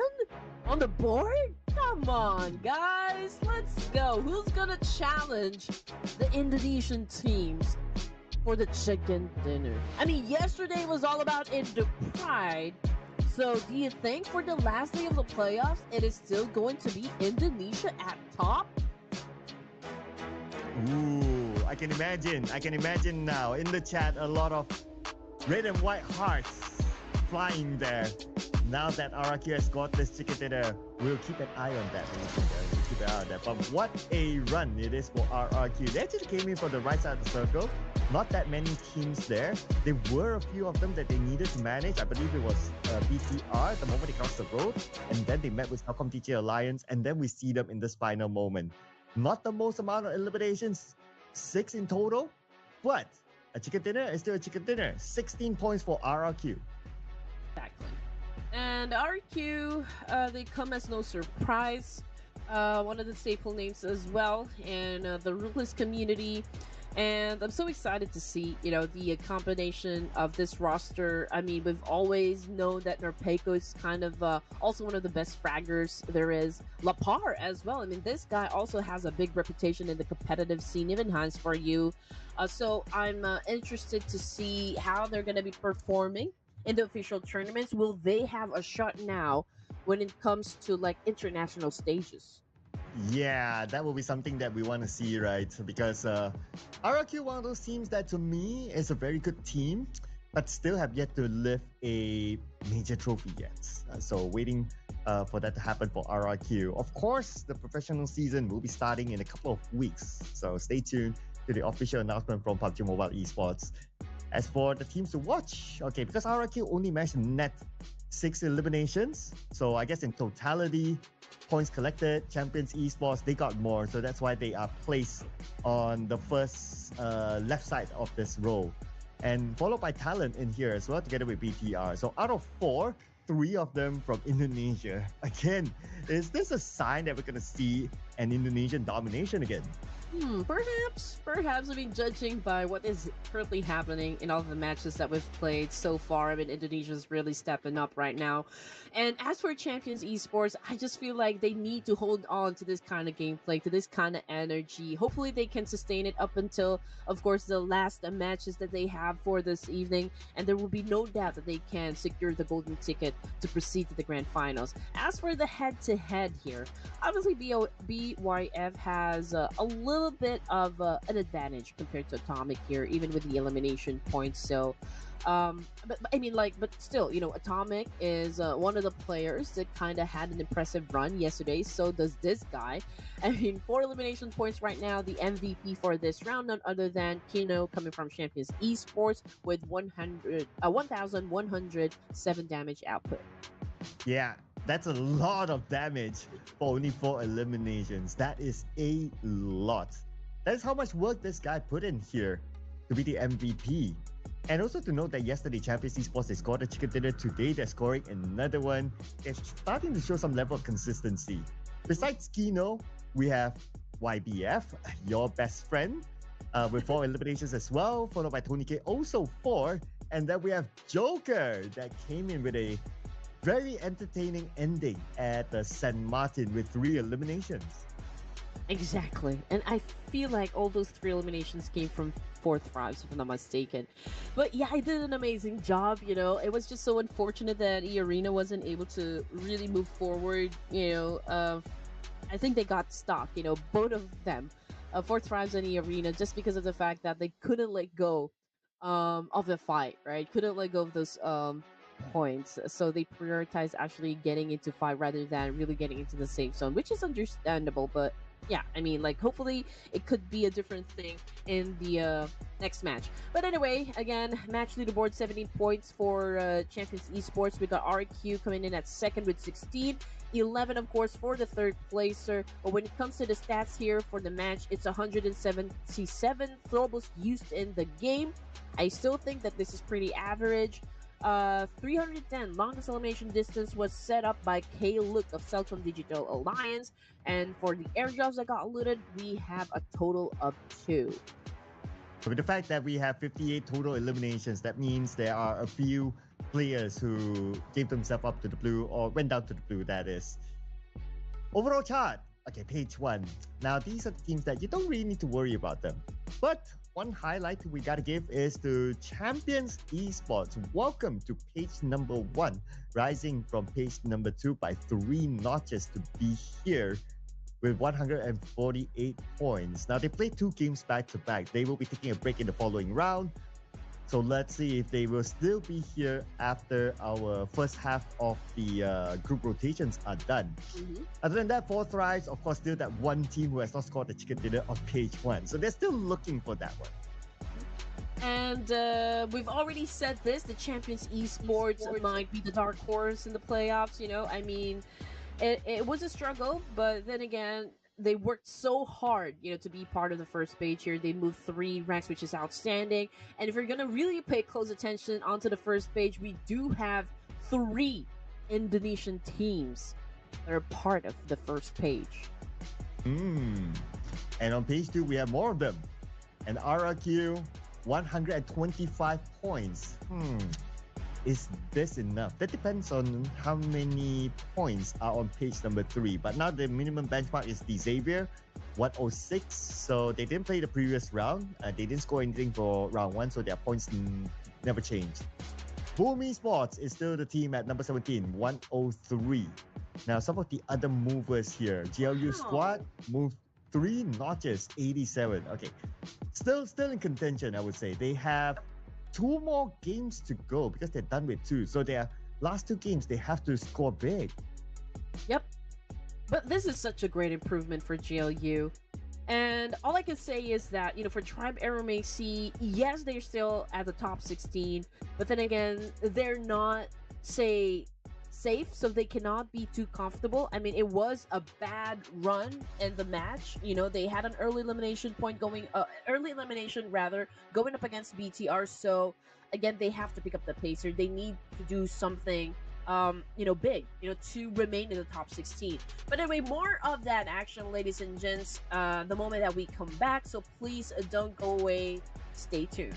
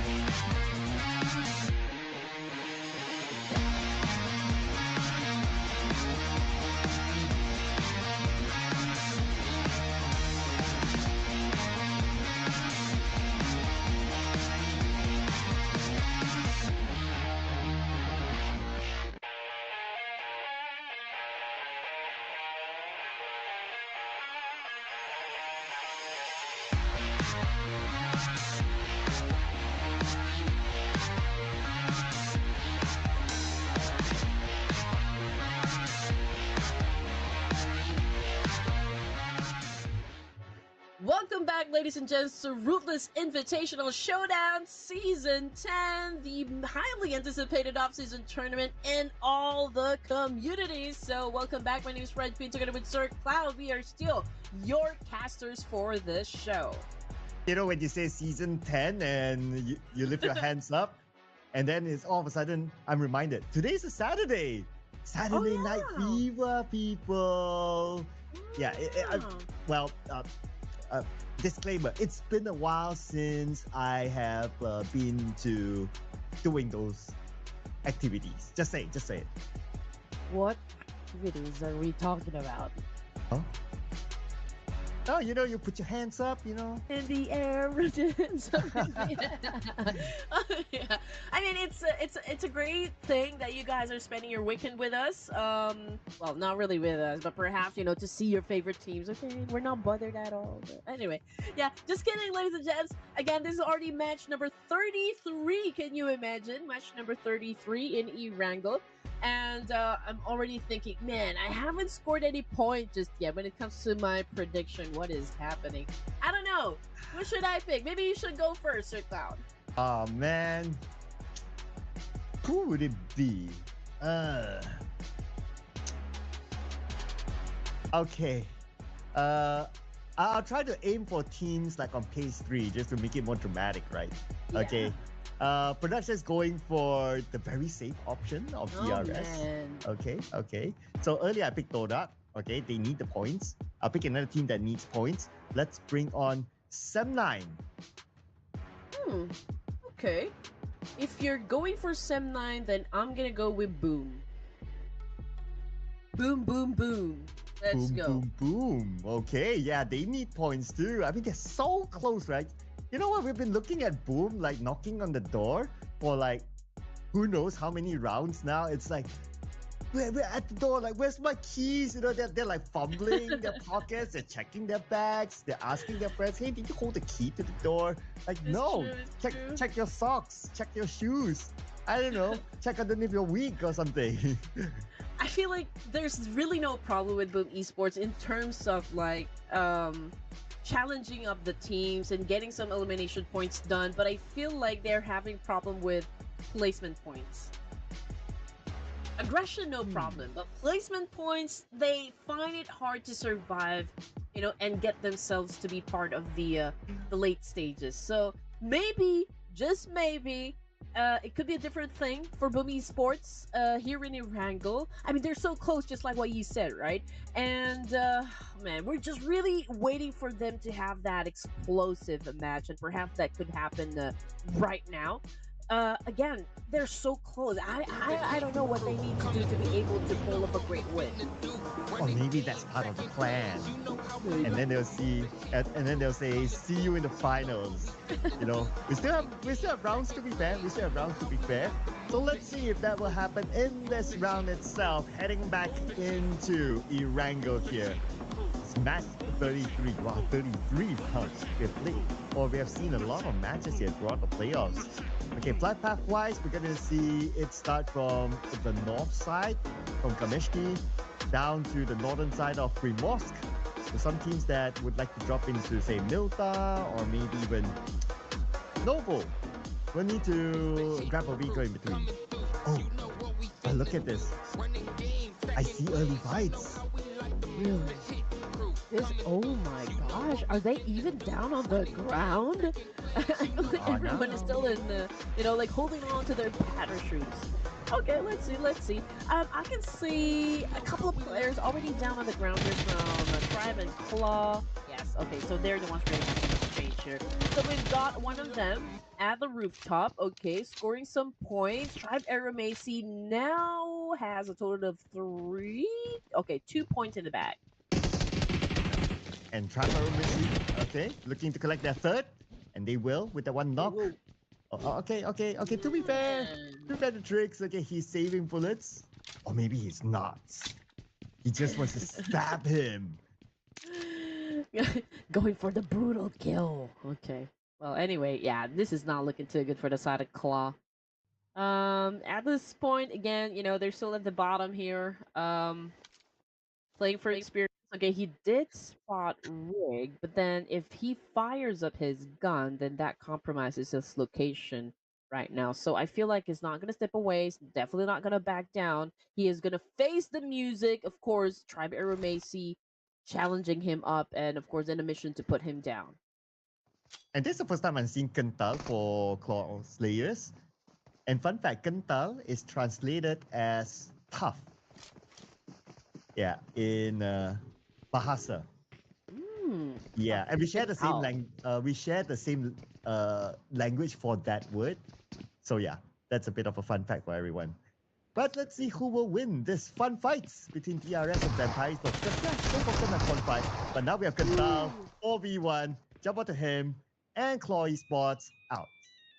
Well, he ain't that tough, you know, going up against a full squad there. Oh man, okay, we still got 15 teams. Okay, Newsy is blooding out there across the road. DRS also playing with just 3, so I guess this is a fair fight. Killer ID on top of the staircase there was able to get Miola down on the ground, so that would definitely slow down Vampire Esports. Gyante doing a little bit of the parkour here. Okay, this could be a creative shutdown from DRS. Gyante went behind the fence to the YG with a micro Uzi here, unleashing havoc up against Vampire Esports. But oh man, he got caught by Schweppes, and that is a confirmation kill. Whitey out of the game. XMPL, man, DRS wasn't a very good start for them. But then again, they're still gonna be safe. And Vampire Esports, it's the same story for them. Ooh, just next Shrub. Ooh, Shrub takes a lot of damage from the side. Oh! What a jump shot by Schweppes! You swept me off my feet. Hey! Hey! I forgot the continuation though, but yeah. But I mean, Vampire Esports and DRS, both of the teams here, I feel like they just played, and having fun. They really don't have any pressure right now to prove themselves because they've already secured, their golden ticket to proceed to the grand final. So it's just like really a great fan service to everyone. It's nice that the big names such as DRS and Vampire Esports going at it. It's such a fun thing to see because of the gunfights that is happening and just like the anxiety, of course, of like which team is actually gonna come up on top.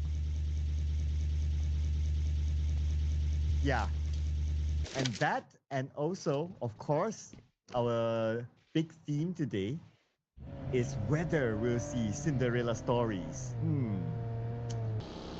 I'm looking at the numbers again. Yeah, it's still doable for a lot of these teams. So I want to see like a surprise one. I want to see like a surprise one. But whether we'll get that or not this round, it really depends. It's still early. Okay, some of our top, our teams at the bottom, right? So like Dora, okay, they're in the middle of the circle. Sem9 is on the south side of the circle. Reigns, they are still in their regular drop spot of military base. So they're there.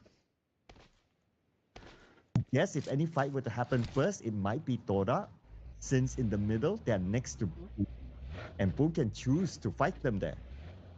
Yeah, and also BTR, man, if those teams decide to go head to head, there will be a lot of teams that will be interested to join in the mix. That is for sure. So that river right in between, I feel like it's gonna turn red the moment the teams decide, like, okay, this might be the time for us to just really put up a great fireworks display for everyone. Because, okay, I mean, who doesn't want to get into fights here and to rack up some elimination points? I mean, that's the whole reason why you guys are playing in the battlefield. But anyway, D Savior right now, there's a team pretty close to where they are. You can see that, okay, that's BTR, and we were just talking about them. Oh, yep. Speak about the BTR and they show up. And BTR D Savior. Here we go. Niti. Okay. The race. Will Niti go all the way or not? Okay, goes up to the high ground instead. But based on the min-map, there's another team on the other side. So he cannot overextend his position. And D Savior, they're spreading out around this area. They want to lock in this area. And BTR looks like they decided to like, okay, nope. We're not interested. Let's take the warehouse instead. Okay. Well, that big. Oh man, trying to inflict a little damage up against Nadity, or perhaps he's calling him back. Hey, we're here! Come back, we want to fight! But let's see if D Saver is actually interested to take up the fight up against Bigatron by Vitality. Okay, but right now it's more of like warning shots to begin with. We can see that Lamborghini and the rest of the team, they're holding on to a compound here, but they're not really showing any intentions of like um coming after BTR. Yeah, I guess it's because it's still stage 1. So it's like, okay, they want the warehouse, they can take it. We'll take this other area instead. So a bit of a truce between the two. Here's Sem9. They secure a compound for themselves. No challenger close by. Okay. So let's remember that Sem9, one of those teams that needs points in. Same for ASI as well. They're not getting a good glimpse of them yet.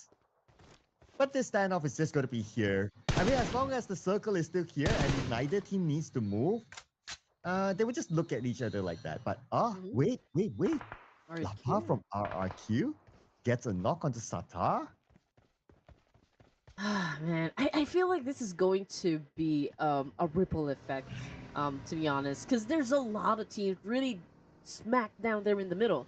So if a team or like two teams decide, okay, maybe it's time for us to have some trade-offs, I feel like there's a lot of teams that would like have the same idea. Okay, maybe we can third party, and that's of course going to be catastrophic for everyone, which is of course going to work for us. That's what we want to happen. But for RRQ, since they've already gotten some sort of advantage up against BTR by inflicting a little pain, it is now time for them to charge. So they are taking their aggression to another level here, which is of course perfect for RRQ. Ah, and Kent, whoever he is, goes out again. So I don't know. Well, we still don't know whether that's Kent or whether that's someone else. But yeah, it is always what it is. When it's an off-season tournament, they just like to change their names for whatever reason. Just like Satar. Try to pronounce his name. It's hard. I'm gonna call him Satar. It's easier that way, to be honest. But since the circle shifted, ladies and gents, favoring the south, there will be teams that will be coming from the northern side, and again, like most of the teams are actually coming from that side. So maybe before stage two ends, oh, maybe stage three rather, because we already are running out of time here. Stage three, I think it's gonna be bloody. I feel like there will be a lot of fights that's definitely gonna ensue here. We've got them pretty close to one another. Talon, we've got ASI 8, Todak, Sem9, D Savior, Boom, BTR, Boing Donkey, and even Vikings. They're all so close together. Hmm. So if you talk about those teams, Boom Esports, they need the points. Well, you can look at it as a glass half full or half empty, right? Like more teams around you, you can gather eliminations, or more teams around you, it's scary. It depends on how you look at things. Just like how Sem9 might want to look at the fact that Xavier is just next to them. Is this an opportunity or not? But at least when we talk about them being next to each other, there's a road separating. So unless Xavier has a really, really, really clear opportunity, then they will move in. But I'm looking at Xavier. Oh, they send somebody on the other side. They might be considering that. Might be, might be. But, when it comes to PUBG, I mean, no guts, no glory. And if you're not going to be making a move, then you're definitely going to be left behind in terms of elimination points. And again, this is a very kill-centric game. That is why there's a need for you to balance it out, in getting those placements and bagging some elimination points for the team. And as for D Savior, okay. This is a place that is all too familiar for them. They know this particular spot all too well, and whichever team that would decide like maybe challenge them, I can say pretty much that they would be able to defend this spot, um, just fine. I find their positioning quite unique. It's like they send one at every potential entry point into Pachinki. With this circle, yeah, it's still a good call for them to do that. The only entry point that they did not guard is the southern side of Pachinki, which is where Void Donkey is at. But other than that, it's all covered. Like Niti at the left side, and then you have like a 2-1 split in the front. But Niti, he decides to join back his teammates. I guess because of the shape of the circle, expecting more teams to come. You don't want to be playing alone. It was a long rotation though for Tribe Armies. I mean, they came in from the northern side. Now they are traveling to go south. Box, on the other hand, oh man, going up against Void Donkey, and that's confirmation. Box already out of the game here. The Savior, we've got them flushing out a couple plays from Todak, but you know what? Todak is actually responding back effectively up against the Savior here. We got already a couple of play from the Savior down on the ground. Todak seems to be winning the fight here because we still got 3 more active members for the side of Todak of Malaysia. Brian, of course, trying to heal up, repping himself still, because man, again, just like what we mentioned, Circle, there's a lot of teams actually surrounding Pachinki. Yeah, and now one of them, being Xavier, is saying hello. Brian fights back, taking out Kwang. The rest of the Xavier, are they going to come soon? Okay, Niti is down. Okay, Dora, so far so good. Okay, Lamborghini's here. We need to deal with Lamborghini before they're able to breathe again. Lamborghini goes up to the second floor. 9 will finish off Nate T. But Brian, Nate's 9. Okay. No time for boo-boos here, guys. Exactly. But hey, Lamborghini's still on vibe, and he does have an S12K, which is a pretty lethal weapon. Takes one. And unfortunately, though, for the side of Todak, man, they were able to bag that victory. And just as we were talking about, like, how a great of a defense D Savior was able to set up and Pachinki, oh man, they got brutally knocked down by Todak. But the fight is not over just yet because we got Bigatron challenging up Todak as well. Brian, okay, so we still got BTR playing, and it's Satar and Malak Big. It's the dynamic duo. Yeah, the dynamic duo that has to do it. Mr. Zamum Jijika, and Malabi. Okay, I try, right? I try. That's probably how it sounds. Zimjik. How's that again? Zimjik. You know, that sounds kind of legit. Zimajika. I'll roll with that. Mr. Zimajika and Malak Big. Okay. In Pachinki. All right, here we go. Oh man, just look at the situation here. The only teams that was able to get some place in Pachinki, BTR, Todak, and Voindunki. But then again, the circle is behaving kind of erratically and moved over to the east side, and now it's a power position for both RQ and Vampire Esports. I mean, just if we're gonna consider the amount of teams that will be coming from the west and the northern side, they could potentially assume a lot of points. Oh, and also for Tribe and Messi, they are in the circle. ASI8 is not there on the northern side. They should have an okay entry to this current circle. But for Vikings, surrounded by so many other teams, including Talent on the right side, Unki will be tagged as Talent, your best friend, looking to secure that elimination point, but he's pretty low himself. Stevie will be knocked down. Break from the side will finish off the final player of Talent. Surrounded by Vikings, Talon lost that one. Okay, Vikings. Man, I'm not even familiar with the team.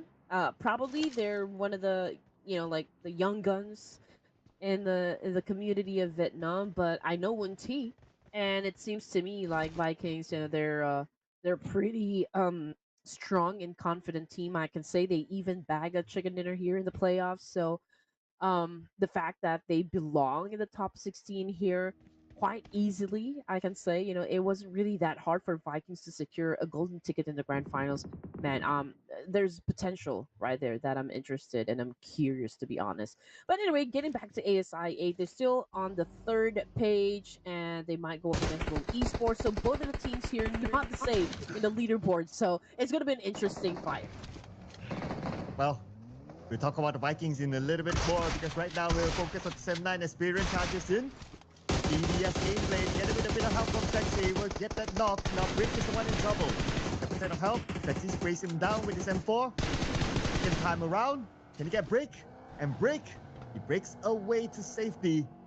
So far, 7-9 not able to secure that one, but they have been able to secure 3 elimination points instead. And speaking about Vikings, it's not over yet. Now Brick, Yuhai is playing this round, and that is it. Brick broken down by 7-9. Oh man, there's a lot of brawl that is brewing on the northern side. ASIA, Boomface, and even BTR. Man, but you know what? We're looking at ranks. Currently, south part area of the zone, pretty close to Sem9, so there might be like a cleanup that can happen around south. But whoever wins the fight will then have to deal with Boy Donkey and even Vanguard Esports. But of course, looking at the situation, Yummy ain't that yummy as he gets knocked down in the ground by ASI. But here comes Pondrick now about to retaliate up against Crypto, but Crypto says no! Oh, one more for Boom Esports, Crypto. Knockdown instead. And it's only going to be Huzaifa right now. Tries to get away. Managed to rotate to safety into the circle. But Boom Esports eliminated. By who? By FaZe Clan Canary that landed the final blow. Oh, and Red Bull. Red Bull, he bagged 3 out of the 4. So, this guy has been performing for us, since in the earlier matches. 5 points now for the side of FaZe. So far, so good. And I'm looking at the map feed here. Oh man, Todak already in the middle here, which is they're holding on to a prime lot and BTR. They do have the same idea. Like, okay, we need to take over that compound, so a fight will, definitely will ensue. Oh, and here is Sata. Okay. Ah, Brian. I guess he was not able to get in time, perhaps. And there goes the try to take him out.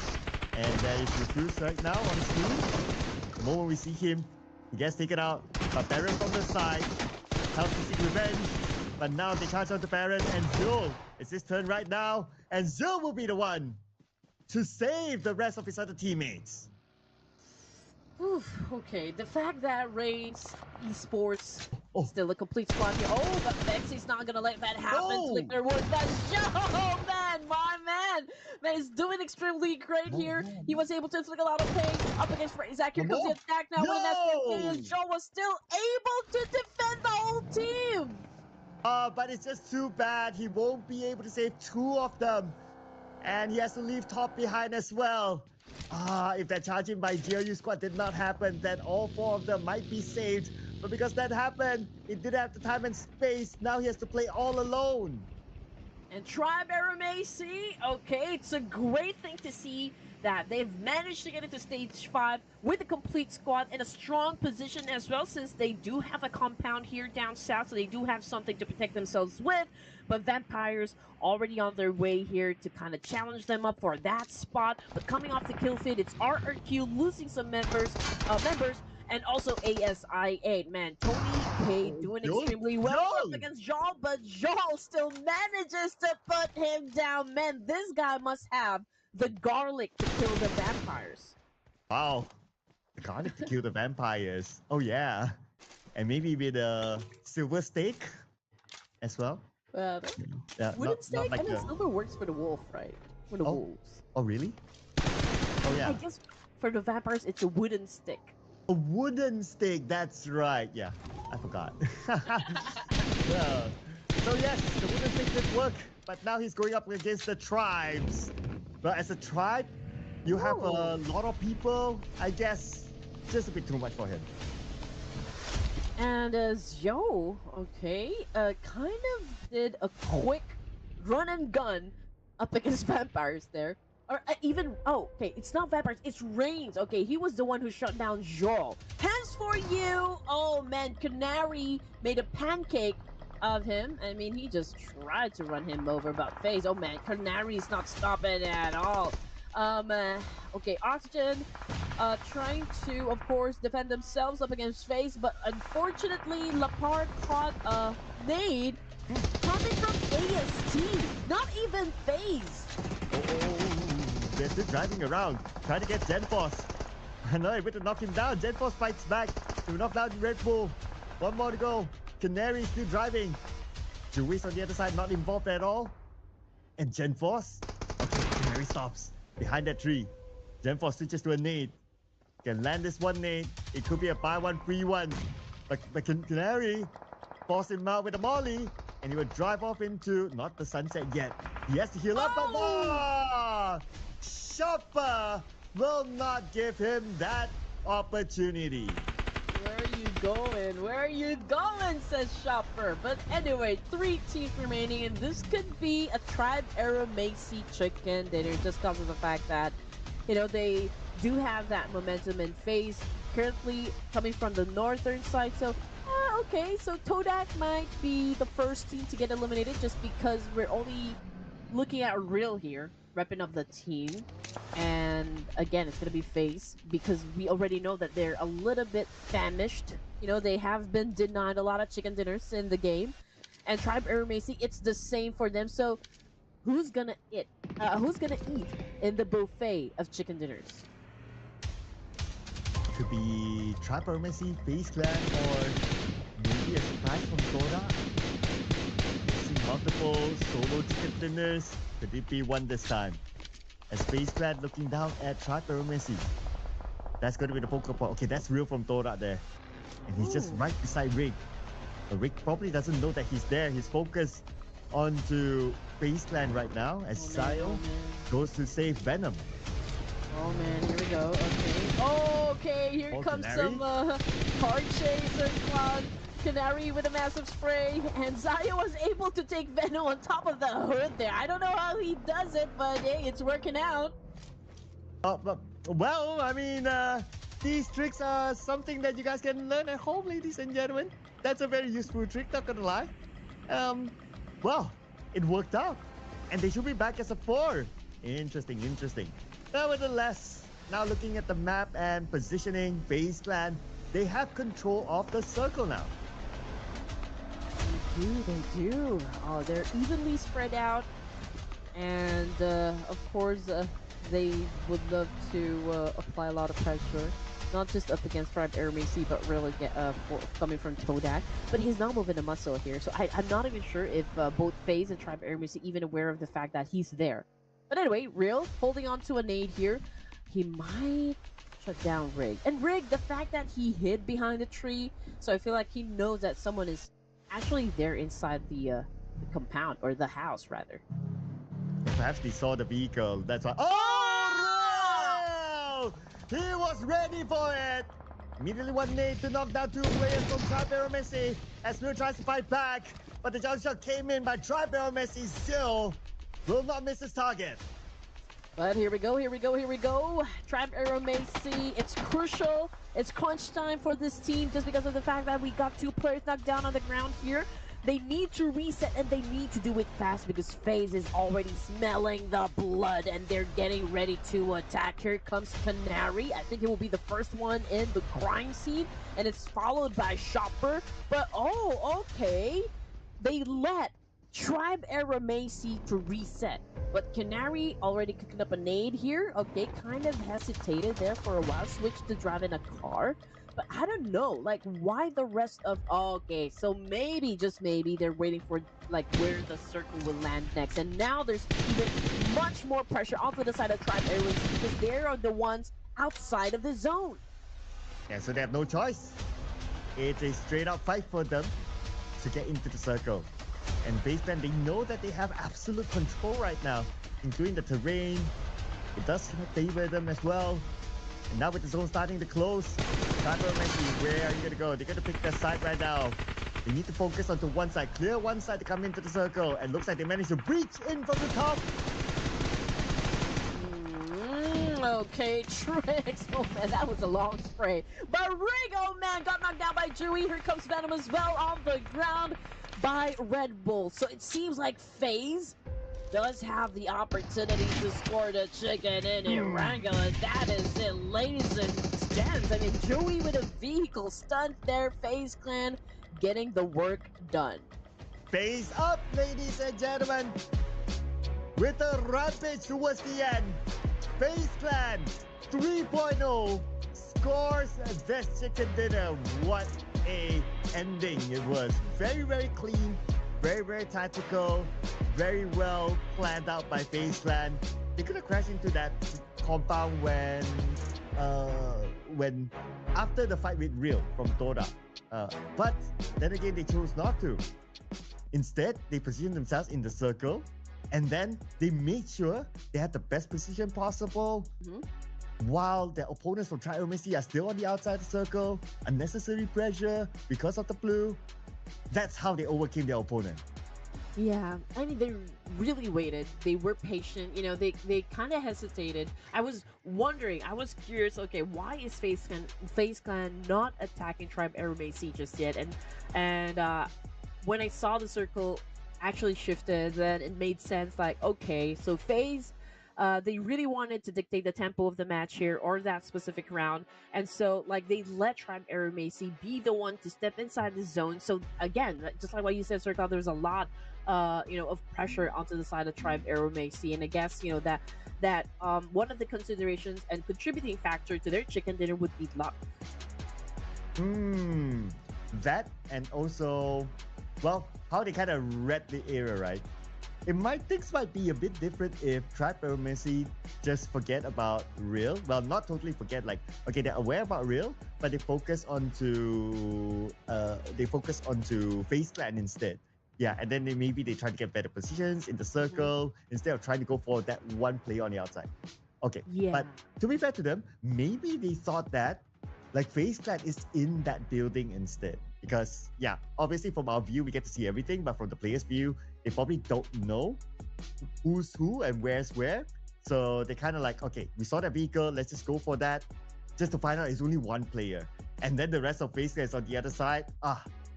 And they got caught out. Yeah. But I mean, like, it was a great effort, coming from real Todak. Again, I feel like Todak is so eager to really get that chicken dinner, but something happens along the way, and another team always puts them, stops them at their tracks.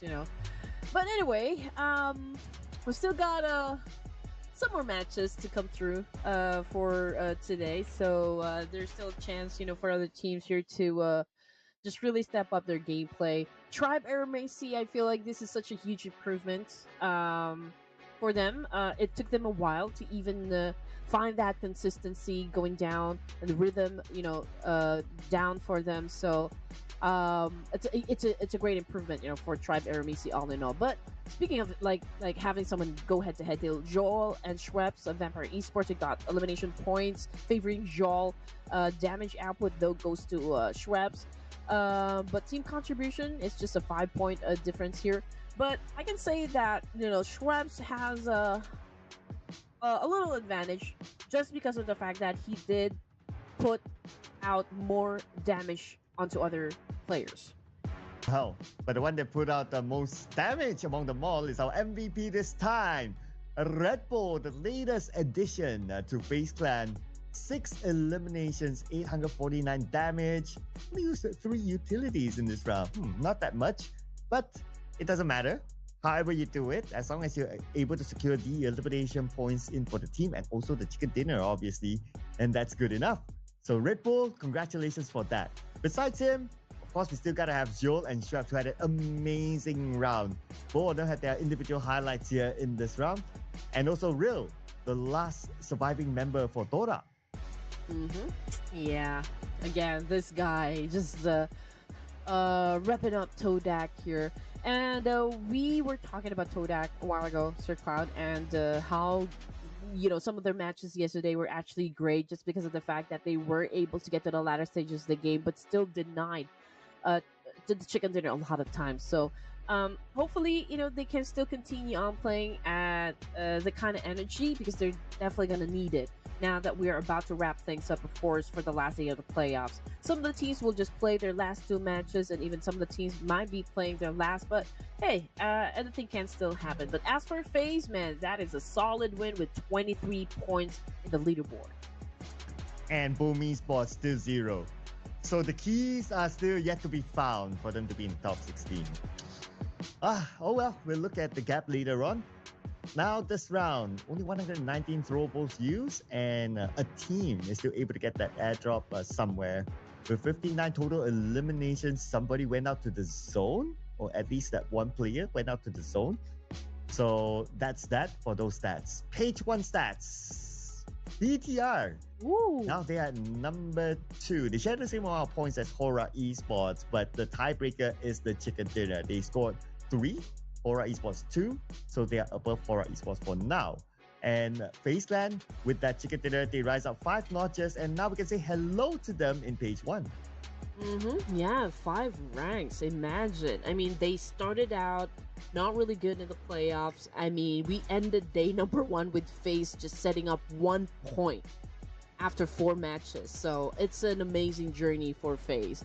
And then we're looking at page number 2 here. Out of all the teams, we got a Tribe Air Macy getting back on track, moving up 2 ranks with 121 points. All they need to do is just really hold on to their momentum, because the moment that they let go of their momentum, man, Team Secret, we got Talent, got D-Saver, and even Boom Esports gunning for that spot as well. I mean, like, you're not really safe, like, even if you are on the 16th place, right? I mean, considering the fact that Boom is already at 103 here, 7-9 catching up, even Todak catching up. Nobody is safe just yet from like teams that are in the top 13 down to 16. Yeah, it's now flashing red there, page number 3, signaling that 2 more games to go for everybody before we lock in our best 16 teams this season for the grand finals. We will be in the second half of our matches today. But before that, we're going to take a short break, ladies and gentlemen. So don't go anywhere. We'll see you guys for second half.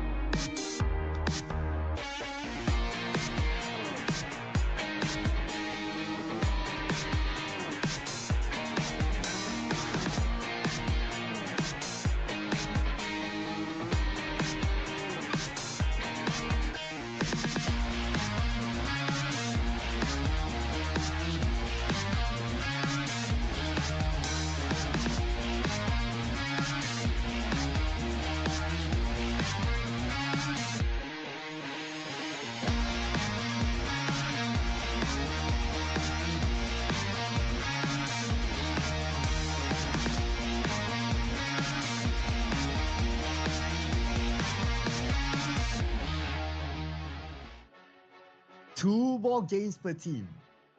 2 more games per team before we're done with everything in the playoffs here. Welcome back the Ruthless Invitation Showdown Season 10. My name is Sir Cloud, and Red Queen gave all of you hearts. I'm not sure what color is it. Oh, it has to be red, right? Red hearts to all of you. So please respond with red hearts back to her. There's a lot of different hand gesture you can do, like shaped in heart, right? But we're gonna show it to you guys later on. But speaking of like chicken dinners, of course we got two Indonesian teams again repping up, Alter Ego and of course RRQ, and then we've got another team, of course, coming from Vietnam, which is of course Face Clan, securing the third chicken dinner of the night. We still got three more matches, but technically speaking, two matches for all of the teams here. Yes, last two. In this bracket, at the page 3, ASI8, Boom Esports. Okay. Did I miss out anyone? I don't think so. Yeah, everyone else should be in page 2 at least. All right. Disabled, they are number 16 though, so they also need some points to be safe. If not, Boom Esports can overtake them. So yeah, at least 3 suspects in Group B for this round. Are you already giving me the hint of like which team you're gonna pick, Sir Cloud? Might as well. Might as well. So I picked Boom. Okay, so that's done. Let's go for another one this time. Let's see ASI8 do it. Oh man! Oh, You read my mind. You read my mind. Okay. Since this team is always known for their late surge, I've already picked them in one of the matches, but since they are going to need to rack up some more points to just like maybe be safe in the top 16, I'm gonna go with D Savior. Yeah, I was actually hovering around, obviously, well, because I picked Boom, hovering around like between D Xavier and ASI8. So yeah, I would have picked that as well. And Back to back, really? wait for a double whammy. Okay. Okay. I mean, it's crypto, right, for ASI8, and man, it's so hard because we really cannot read if ASI8 is even interested to come play with us in the grand finals, to be honest. I mean, sometimes they really do great. They show us how explosive they can be in the games. But now that today is actually the time for them to really step up, right? Because it's going to be now or never. If they don't perform great in the remaining matches, they're not gonna secure a slot in the grand finals. So I wonder what crypto is gonna do. Yeah, because after this, it's going to be only one more game for these two brackets. So then we can start to paint a picture of like, okay, how many points is the gap? Do they need more and so on? Especially for ASIA, because for Boom, at least they're close with top 16. Xavier, obviously they're in 16 itself. So I guess if we want to like put early yes or no on who might go through or not, maybe ASI8. So this round, yeah, like what you said, it's mission impossible. No, it's not mission impossible. It's mission doable, but it's mission important for them. It's already mission impossible for the teams that are really down below the chart here. It's gonna be heartbreaking for the fans, but it's okay, man. I mean, they're still, they still have a chance to really prove themselves in the official battles where it matters most, of course. This is more of just like a show match, so to speak, just to give us a little bit of an idea on like what kind of firepower that is that they can bring in the official tournaments. But anyway, we are diving, of course, back to Nobar here for match number 34. Again, this is already day 6, the final day of the playoff. So I do wonder if we're going to see a different pace, like a different strategy from the teams here from this group division. So yeah, I'm excited for the players to jump up off the plane. Yep, and they have done so. So now it's a matter of seeing who will clash with each other. On the south side, okay, Pubg is probably heading to Impala. That's a regular drop spot, so they might not meet up with Boy Donkey. Boy Donkey will be going to Puerto Paraiso, so that's fine. Reigns Esports will be in Chumacera. I don't see any other team challenging them for that spot. Alter Ego, right at the beginning of the flight path, so that's okay too.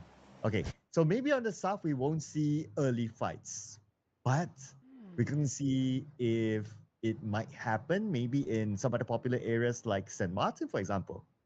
Hmm. Yeah, and again, this is another cool skin. And as for Reigns, this is probably the last two matches that we're going to see them here in the playoffs again with the just a number of points that they were able to put on the board here. I don't think we're gonna see them perform in the grand finals. But then again, they can always give us something to watch. But anyway, fourth thrives again, opening up the matches again with a fight with E Arena. So we all know what happened between these two teams during the last Miramar. So is this going to be another deja vu moment? Ooh. So the deja vu before was technically four thrice one. But in another way, if you want to look at it, actually both of the teams lost. Mm, So I guess they need to settle the score. You can't just leave everyone hanging, right? Like you have to just do it. Yeah, you have to break the score. mhm.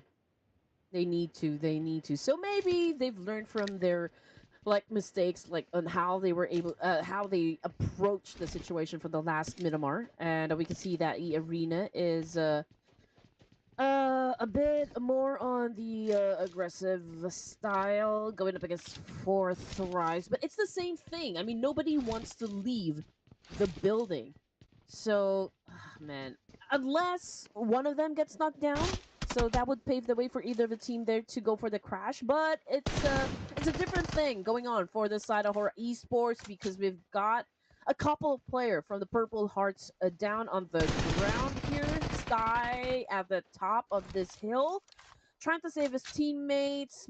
But let's see if they. I mean, if he can make it happen. Nice skin though for Sky. That's not like Attack on Titans, right? Yeah. Okay. Oh, and well, with the new skin, at least for the one that I have seen, he wins the fight against Spaceman, and he made quick work of it. Is this the Attack on Titan skin? I'm not sure. It looks like, yeah. Yeah, it And is. just imagine he actually went for a fight without even like the helmet and the vest, the gears to protect himself. So that is kind of a bold move from Sky. Yeah, right? That it was really, really quick.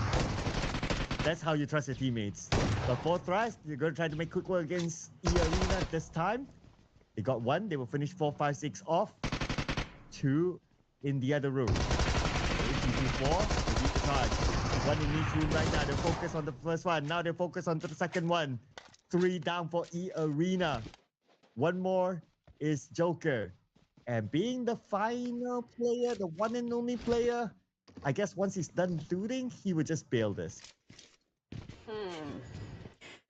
Okay. I mean, this is the first that I feel like half of the team are staying on the northern side, half down south. But Falcon Digital Alliance is inside Los Leones. They're going to with ASI 8, so perhaps they will find one another.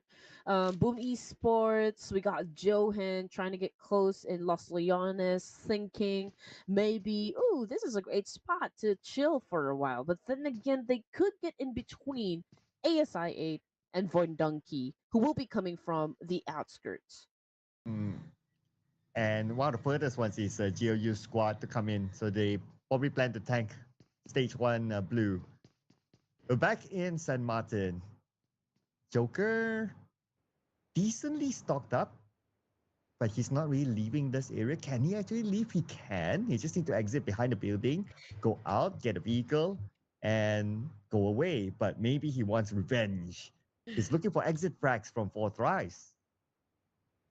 Well, as for Fourth Rise, they did try to handle the situation as fast as they could. I mean, the fact that they were able to eliminate 3 players from E Arena, I guess, that's the kind of pace that we want to see coming from Fourth Rise.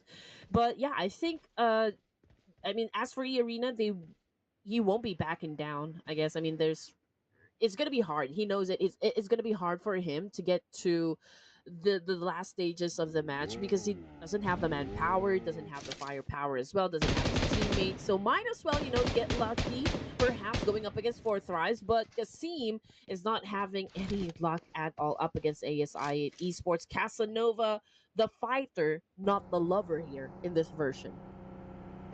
Yep. It's not showing any love to anyone except for his teammates.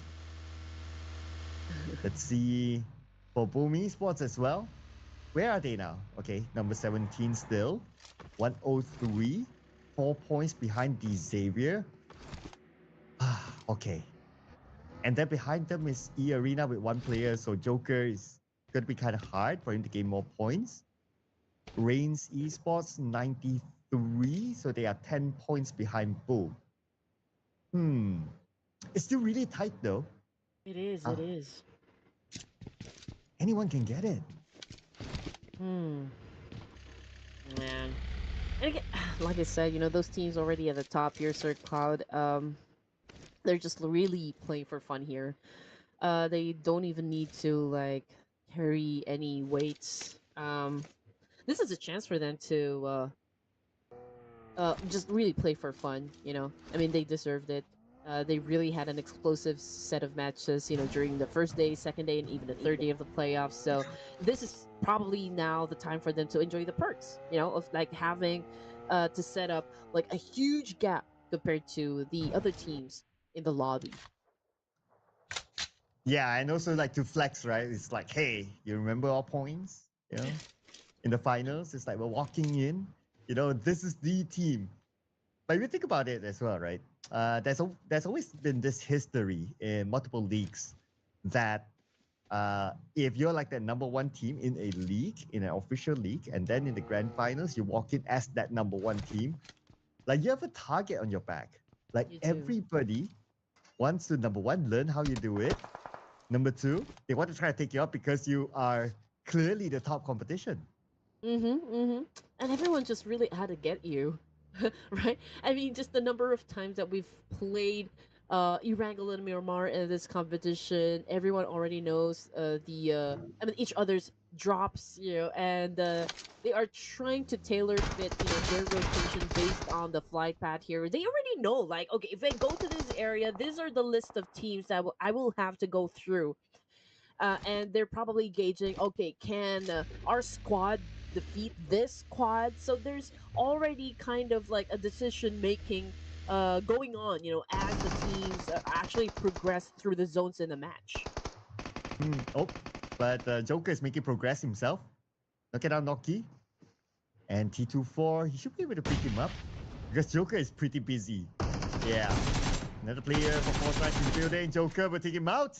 All right. Now we're talking. Joker 1v3. Or make that 1v2. That one knock earlier on is still not being revived. And Joker is still fending for himself. So far, so good. And it's happening again. I mean, Joker being the last player in E Arena, oh man, and still managing to defend himself very effectively. But okay, Cairo had enough. He says, you know what? It's really time for you to get back to the lobby here. Fourth Tribes definitely will win this one, and Joker has been sent on his way. But hey, we're looking at 11 teams remaining, and we are at stage 2. We're looking at Boom Esports right now. They're hanging by a thread here in terms of placement, and now that we're able to bag for elimination points, Pondbit taking in some shots coming from a team. Oh, this is gonna be fun! It's the real soldiers going up against Boom. Oh, okay. And Boom with 3 players, that is. But we ship over the point of view now. Potato, the IGL is down. As Boy Donkey Gacho now in this group, he fights back, he gets one. And get an elimination point out of ASI8. And ASI8 eliminated by Boy Oh, Donkey. Razak man. landed the final blow. That was fast. That was fast for Voindonkey. And it was, of course, a pleasure to see that one of the players was able to take down a player with a micro Uzi. Oh, music to my ears, honestly. Okay, again, ASI being eliminated.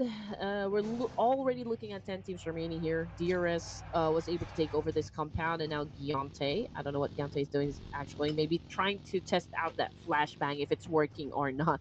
But as for DRS, they're slowly parking their cars inside as to not give away, their position. And like perhaps all the teams that will that's going to do a drive by or maybe just passing through.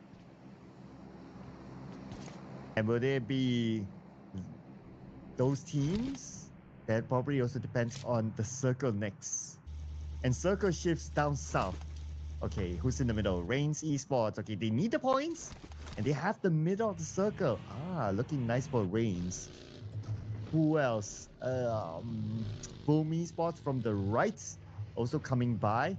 Boy Donkey, they choose not to gatekeep them. Instead, they're at the 2-2 split right now. Okay, so we'll monitor how that happens later. But Reigns Esports, this is a very good position they're in now. Yeah. But the fact that they only have 93 points, if they only stay in the middle and there are no targets coming towards them, they might lose out on elimination points. So they kind of need to find some elimination points as well. What if they have the gauntlet of Thanacer Cloud?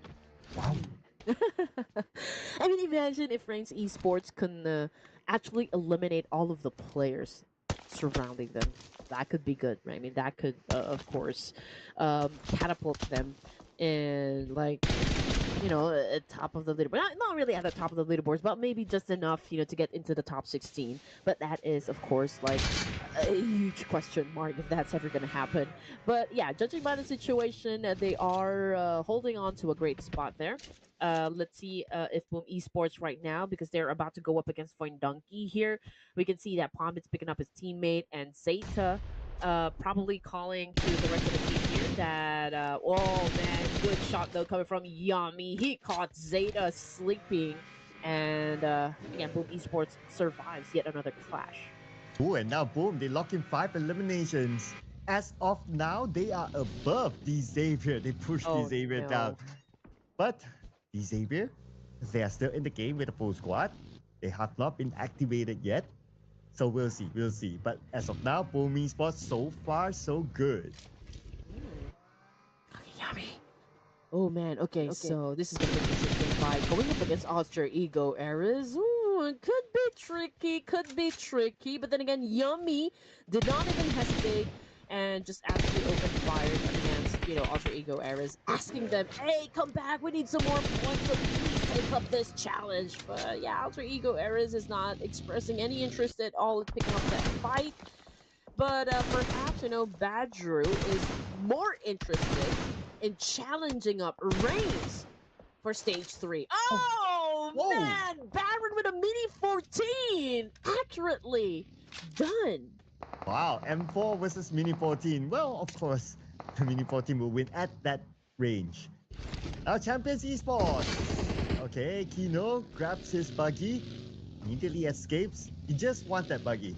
He's not interested to engage at all because the circle is going to shift anyway. Myself plan to move forward. Is it that far? Not really for them, and they have a decent amount of space just right below them to get into the circle. Okay. The Savior now is the team that is already in the middle here. Let's see if they can set their defense up really good, because we still got a lot of teams that might, challenge them for that very spot.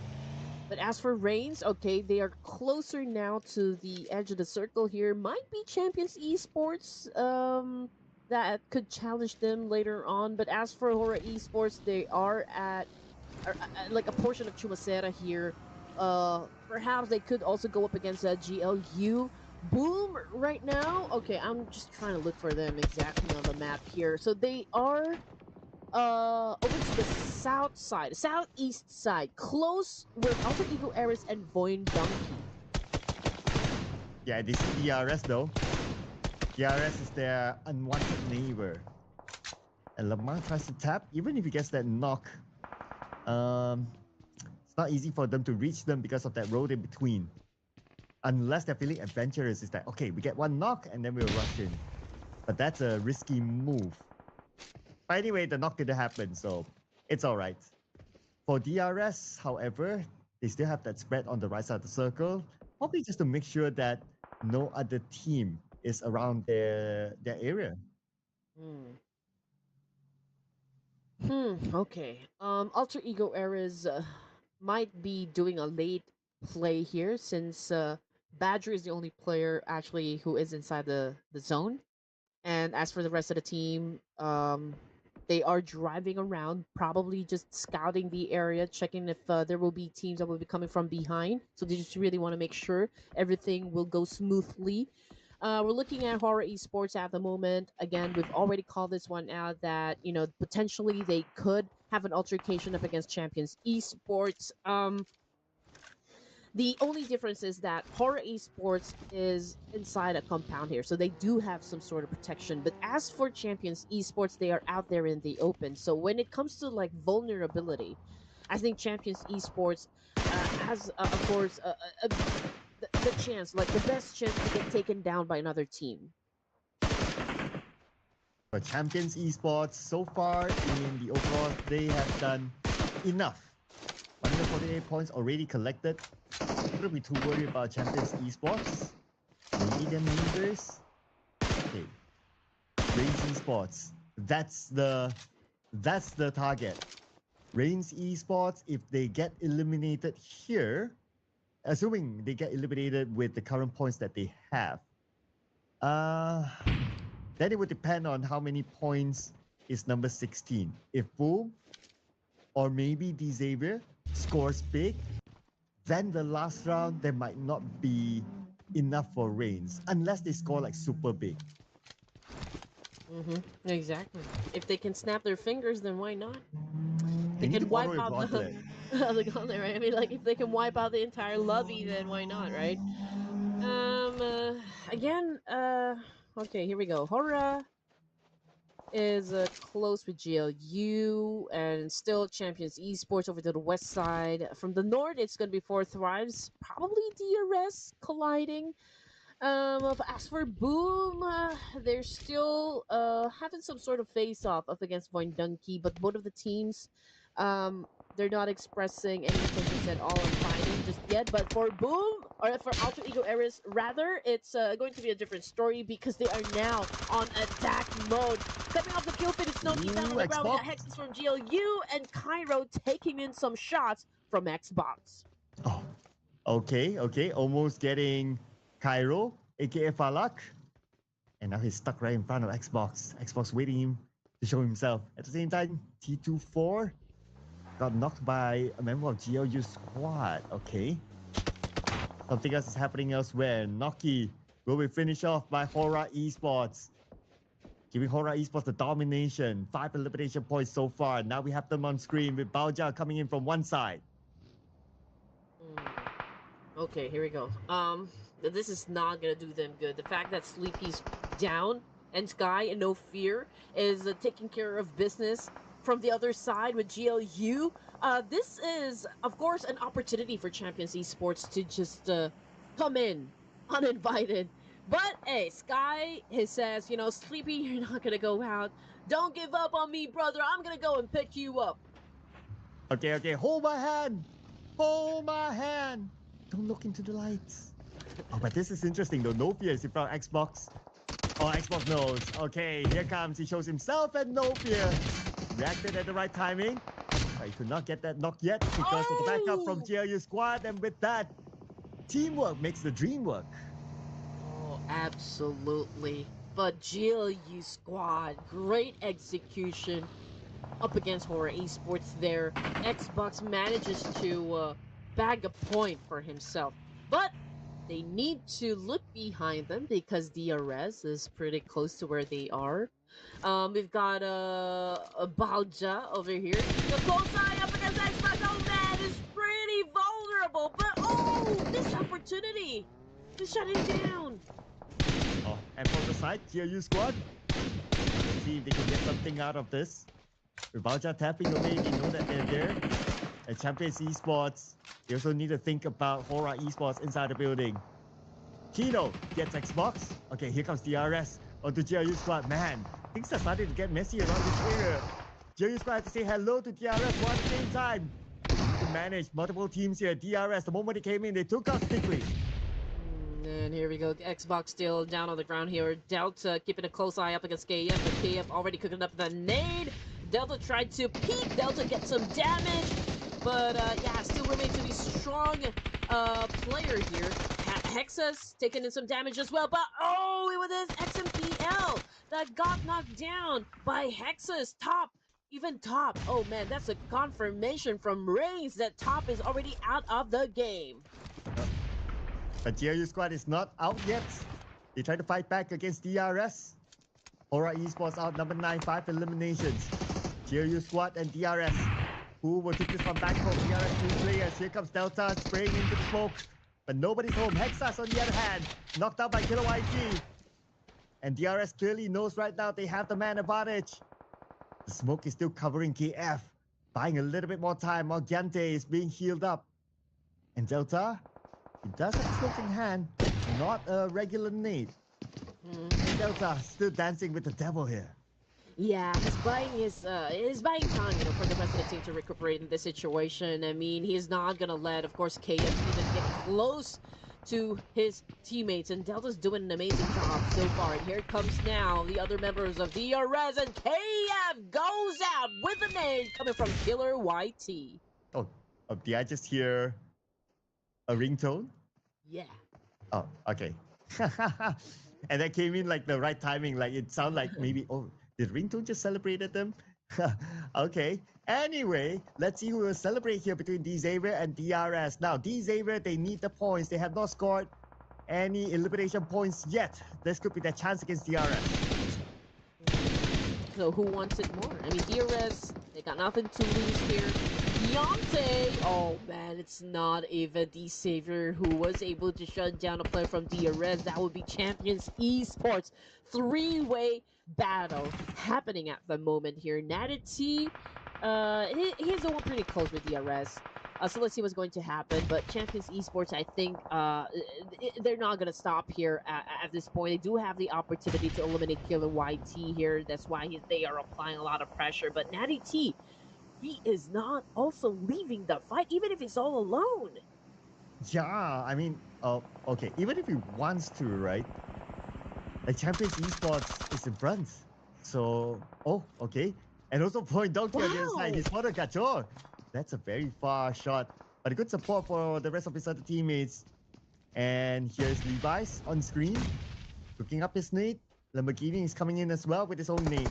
He lobs it across into the second floor, but nobody's home.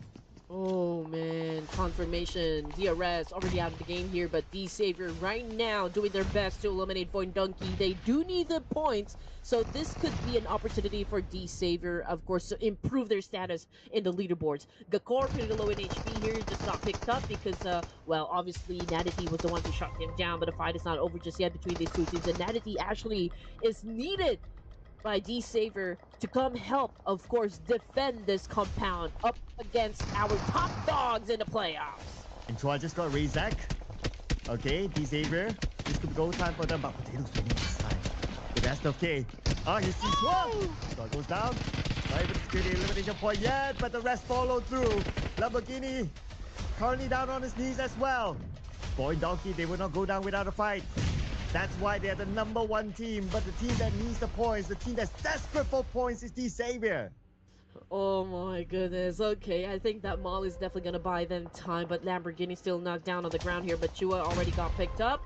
So let's see, it's 3 man strong for the side of D-Savior. Good Core already moving in for the charge here. Same thing goes for Potato. We've got a Micro Uzi coming into play here, but that's also a confirmation coming through. Lamborghini already out of the game here. We've got Boy Donkey bagging 5 points here up against the Savior. Good Core again here, pretty low in HP. Natty coming into play, and the Savior might be losing, but you know what? Chua was able to defend the rest of the team here, eliminating Boy Donkey. Oh, and here comes Boom Esports towards the Xavier. But on the other side, we have Reigns Esports and Champions Esports. 2 fights happening at the same time. On the elimination field, we have Pubg to get on Native. Pubg will be nailed down by Chua. Xavier, we have Levi's in the PBS.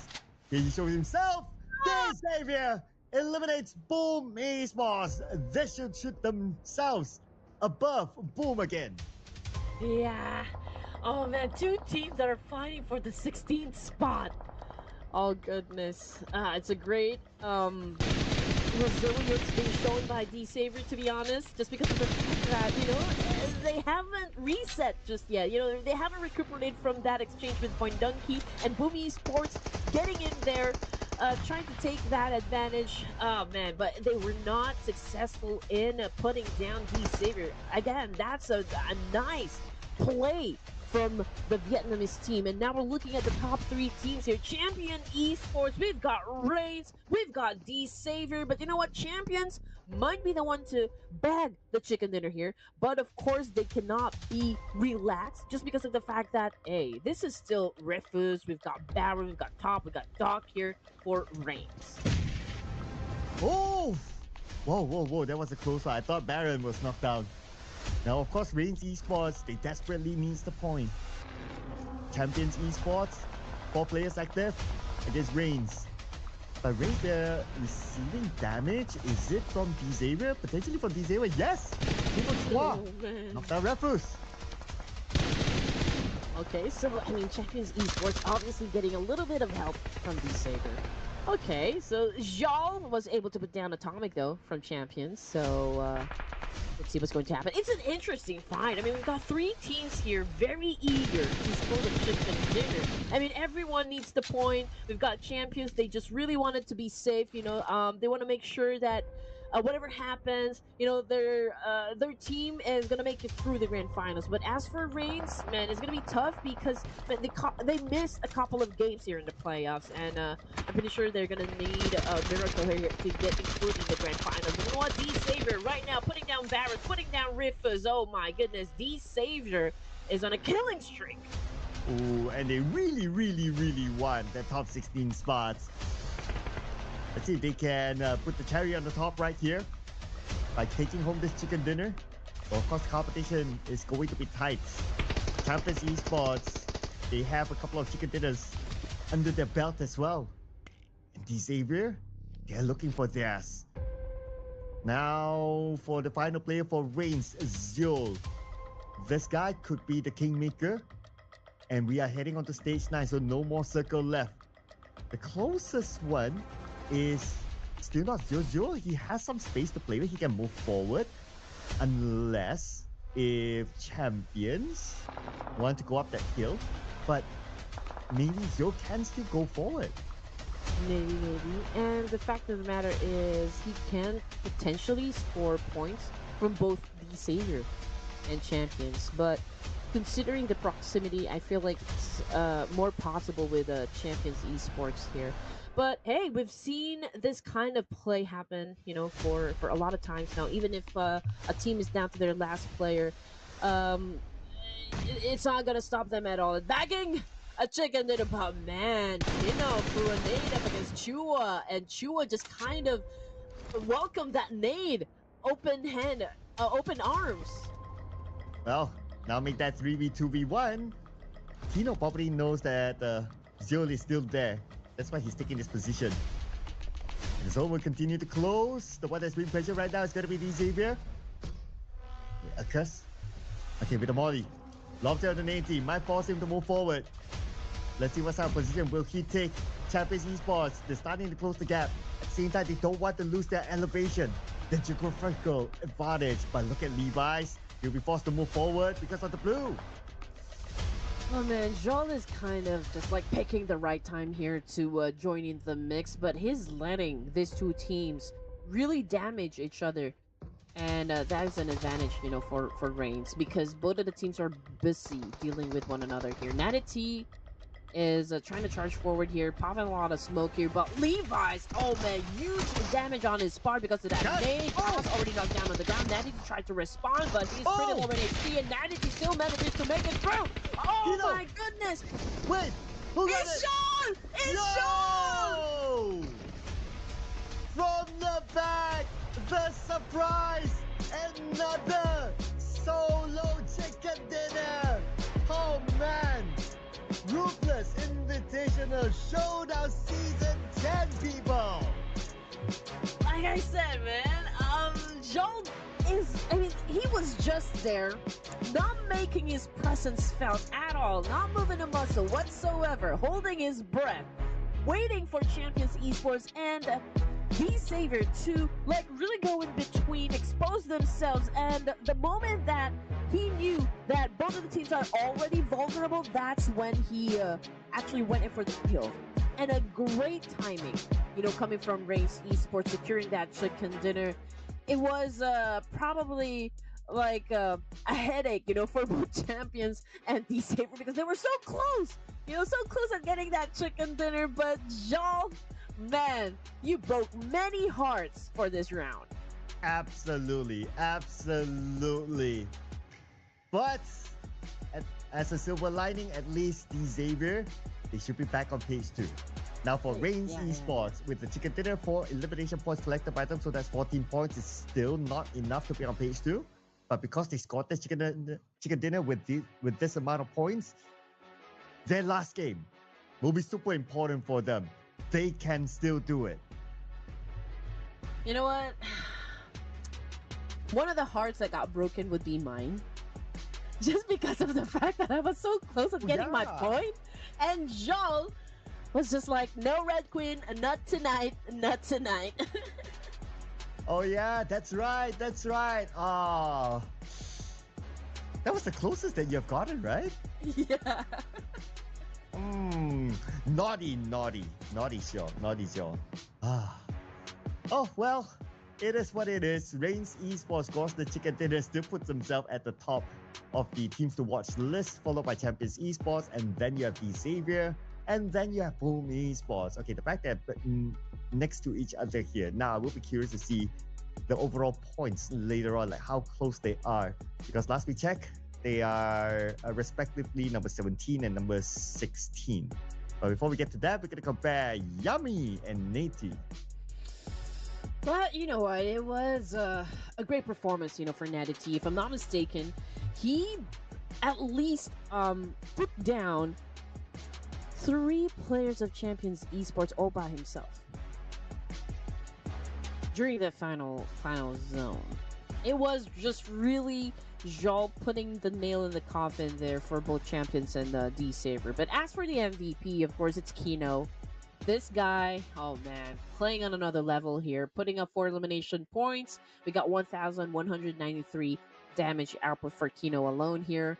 And, champions, just like what I said, they are a team that I feel like one of the dark horses, even Vikings. I can say that, again, Wunti's team, they do pose a lot of potential, for, like in the community. Yeah, they do.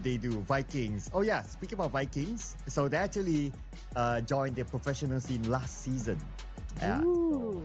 So, maybe that's why, like, to some of our viewers, maybe you haven't seen them because they are fairly new in the professional scene. I mean, as a organization brand, that is. But of course, players like Wunti, they've been around for quite a while. Now, match leaderboard. Okay, Reigns Esports 14, Champions Esports 14. That's fine. D Xavier 13, Boom Esports 12. Wait, if it's 13 and 12, okay, then it should be still a D Xavier at page 2 and Boom Esports at page 3, perhaps.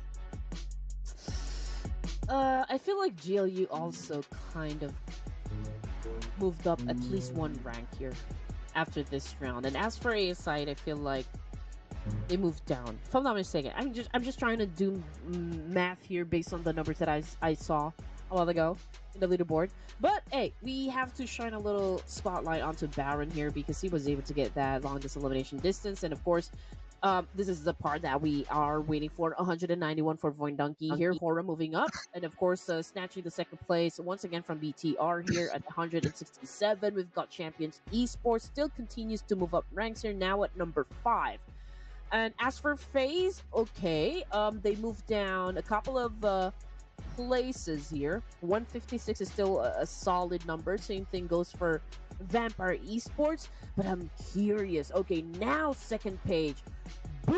Oh, Okay, oh, both of them. they moved to 16. D-Saver's already at 15. Team Secret as well moved to number 13 spot. And Tribe Aeromasi continues to slip down.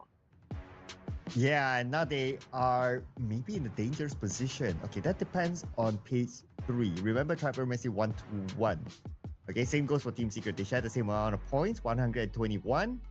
And the cutoff right now is boom. Talent Oh 115. man. Reigns can still do it. Sem9, if they come out super big, then they can do it. Okay. So I would still give it maybe until Sem9 now. This, I mean, okay. It's making my head ache.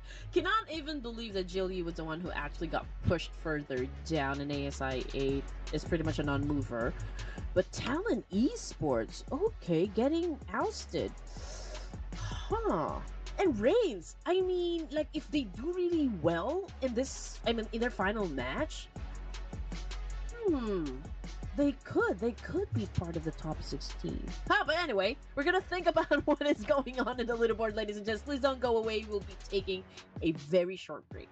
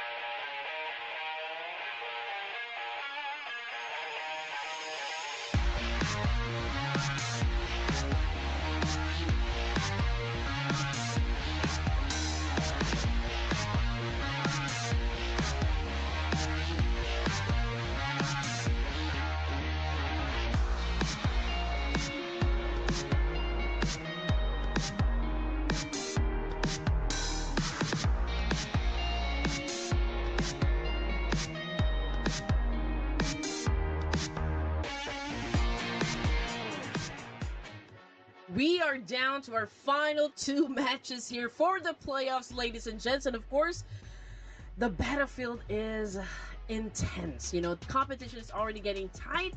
And of course, we cannot wait to start the matches. Again, my name is Red Queen together with Sir Cloud. And we are just as excited as you guys to find out which of the 24 teams will make it to the top 16 and proceed to the grand finals.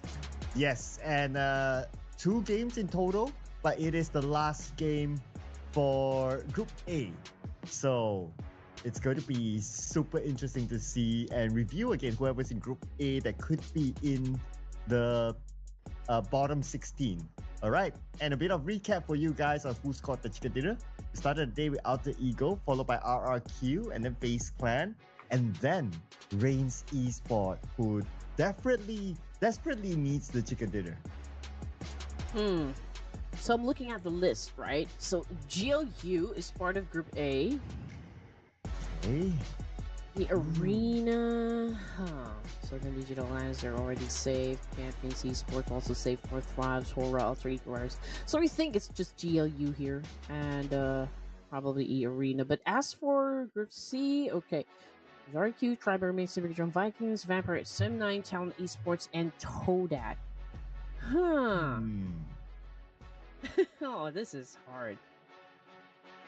I think GLU is too far. Too far, yeah. Yeah, it's too far. So.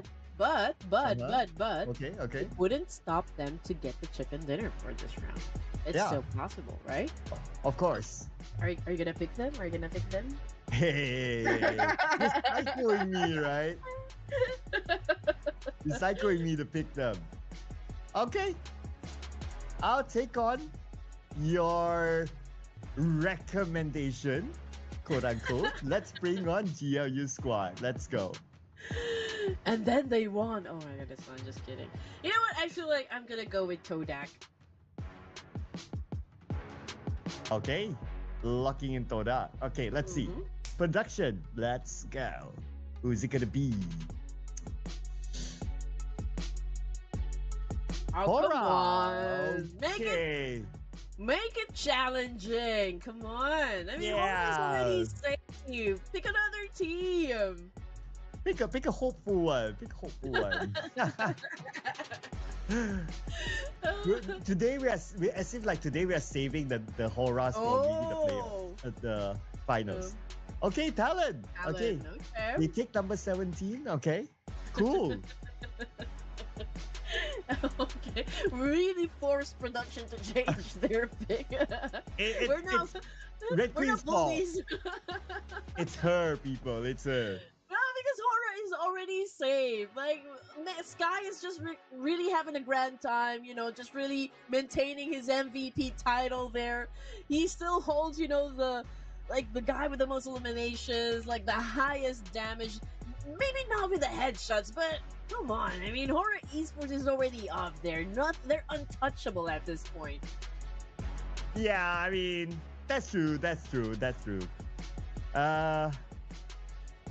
And if you look at their gameplay as well, yeah, we do see some moments here and there, but maybe you kind of get that feel, right? At least I'm kind of getting that feel that, you know, they're just looking forward to tomorrow, where all the points reset again, and it's the finals, and that's where we'll see the best of Horror Esports again.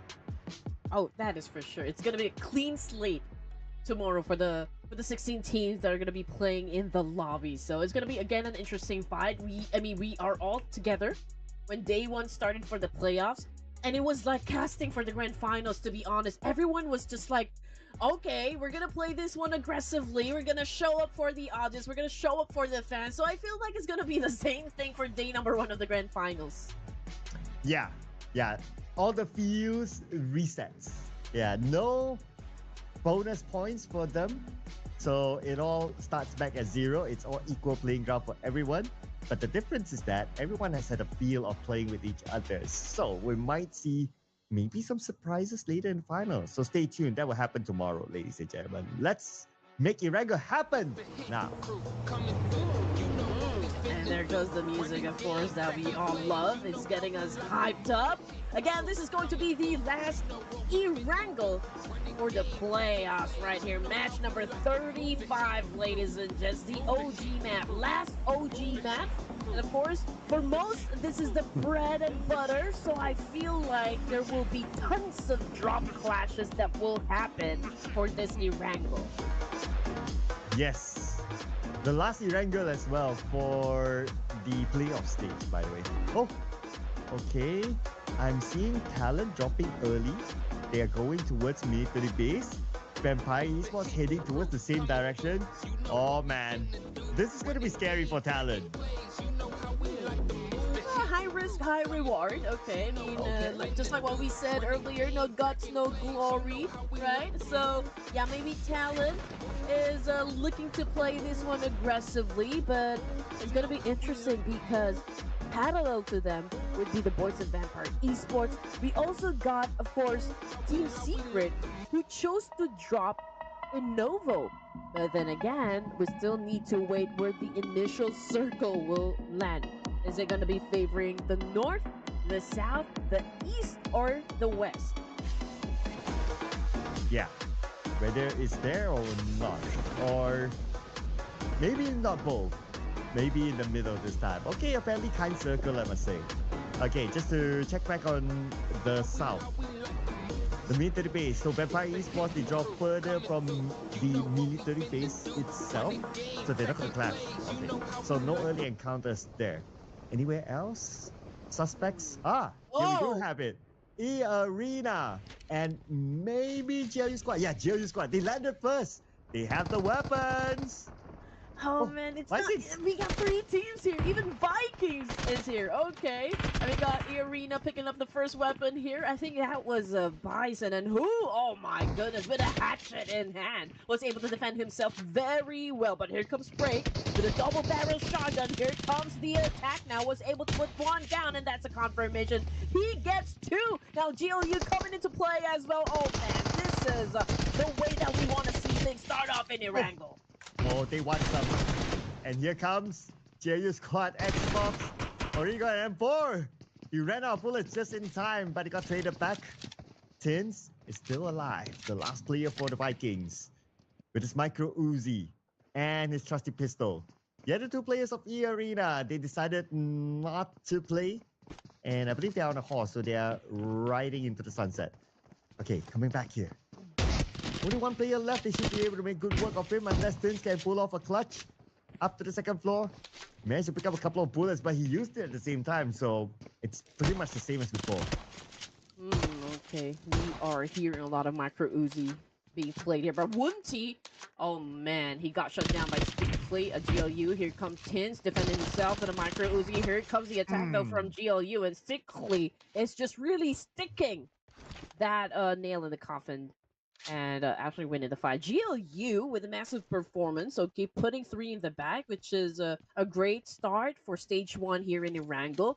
And just like that, you know, we already lost a team here, down to 15. And then Vampire Esports, okay, it's a pretty chill time for them. Hey, I mean, GLU, right now, they're playing without pressure because they probably tell themselves that, you know what, guys, we probably can't make it anyway.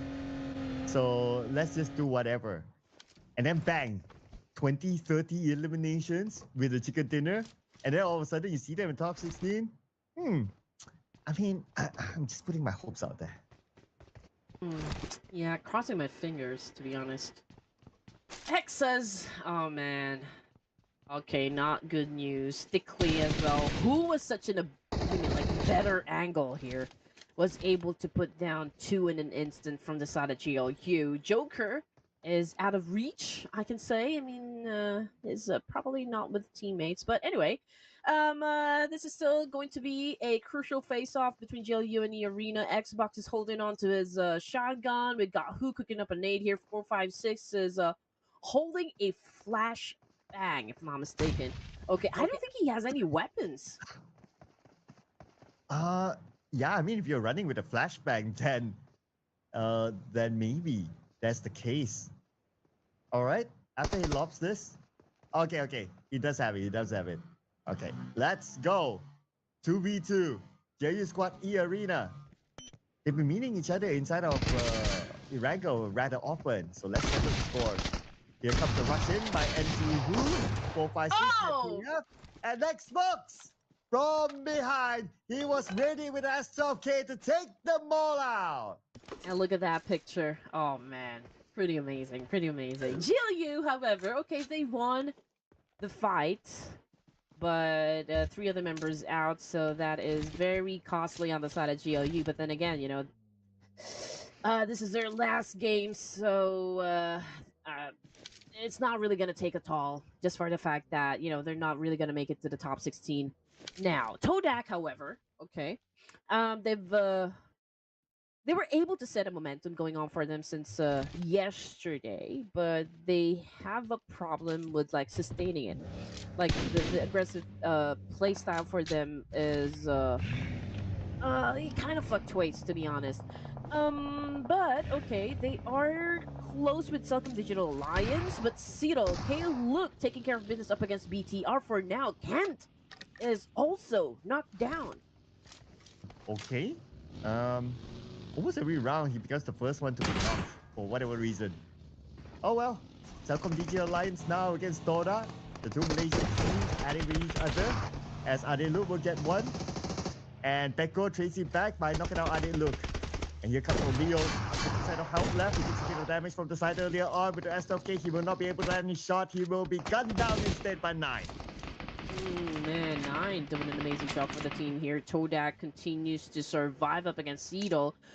And now Nine has the opportunity to pick up some the teammates, but Kasim, okay, he is trying to hide the car there, or perhaps maybe redirecting Todak's attention over to that car for him to escape this situation. But Leo already out of the game here. Kaluk is still down on the ground here, so perhaps Todak will definitely, yeah, finish them off. But BTR Malakbik is well, man, I think they're gonna join in the mix here. Everyone wants to be the king of the hill. The potato hill king. With the potato crown. That is fried and crunchy. And it got potato chips. Oh! And it's flat at the same time. That is Celcom DG Alliance out. Number 14, they take home one elimination point together with them. 3 more players for BTR. Are they going to pursue to be the king of the hill next? I think I'm craving for French fries now. It's all your fault, Sir Cloud. The cheese. Oh man, we're hungry. We're hungry. And the teams, of course, are hungry for some chicken dinners. We got real shutting down by Cairo. 4 thrives, man. It is, of course, not stopping all the fights right now on screen. We got Cairo cooking up the nade here, flushing out some of the members from Todak, and there's also a need, like for 4 thrives to have fun as well. I mean, they've already secured a spot in the leaderboard, so I feel like there's also no pressure for the side of 4 thrives. Toda, they should be able to do this one. They have the numbers in that compound at least. The rest of 4 thrives, they are way behind. Unless they can get close. Oh, Cairo gets scammed. And Cairo traded back by himself, is it? Okay. Okay. Not too sure. Need to wait for the elimination fee. But anyway, now 4 thrives and Toda. 4 thrives, 3 players. And Toda, 2. I guess they decided to like take their time since they have the numbers. Since they need to reset, I guess. But Badru is lurking behind now. Honestly, like if you can see the map feed, there's plenty of teams that are like headed towards the same direction. For Thrives, we got Todak, we've got Horror Esports, and even Ultra Ego Eris, and even BTR to be honest. So it's interesting what's going to happen over to the east side of the zone. And as for the teams that are still tanking the blue, that would be Talon. We've got Vampire. We've got Team Secret as well.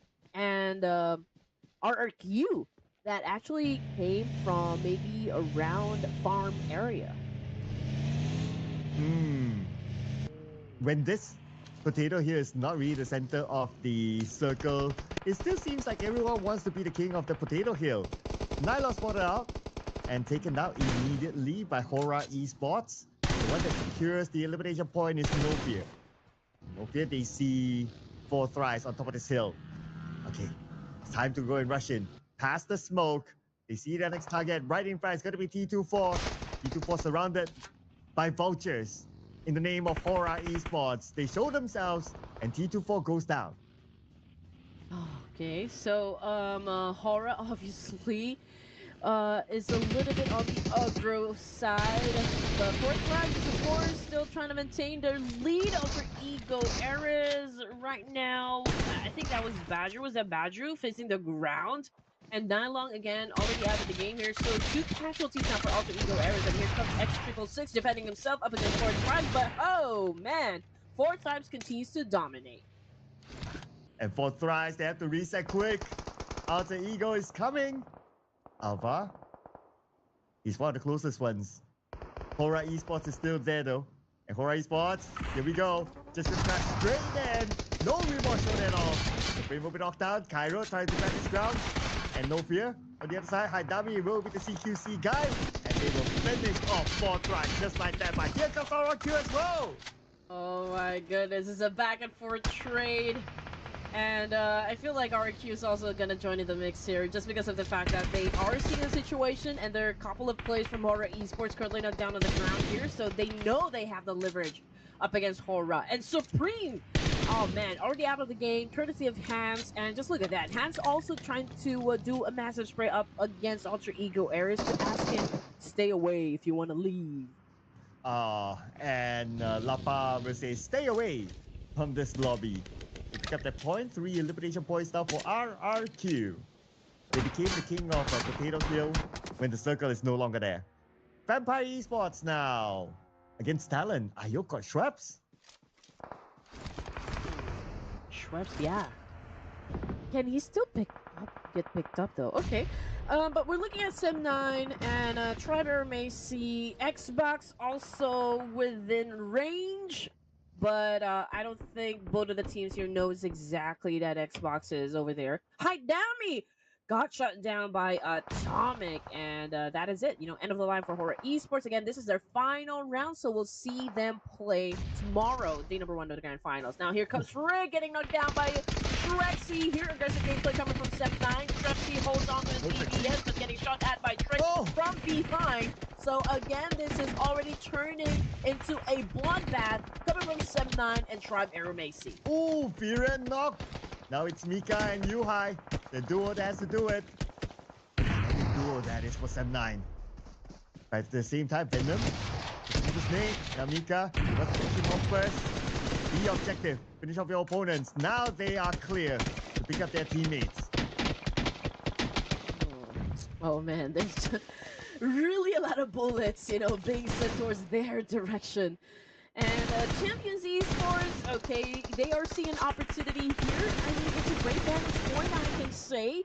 Pressure might be starting to kick in onto the side of Tribe Era may see, but yeah, I mean, Todak is also pretty close to where they are. So perhaps, you know, this is where the next party is going to be held just because of like how many teams are actually surrounding this specific area. I feel like VTR also coming into play later on, just because like just how close they are with the rest of the teams here. I mean, they will probably pop off from like Champion Esports behind.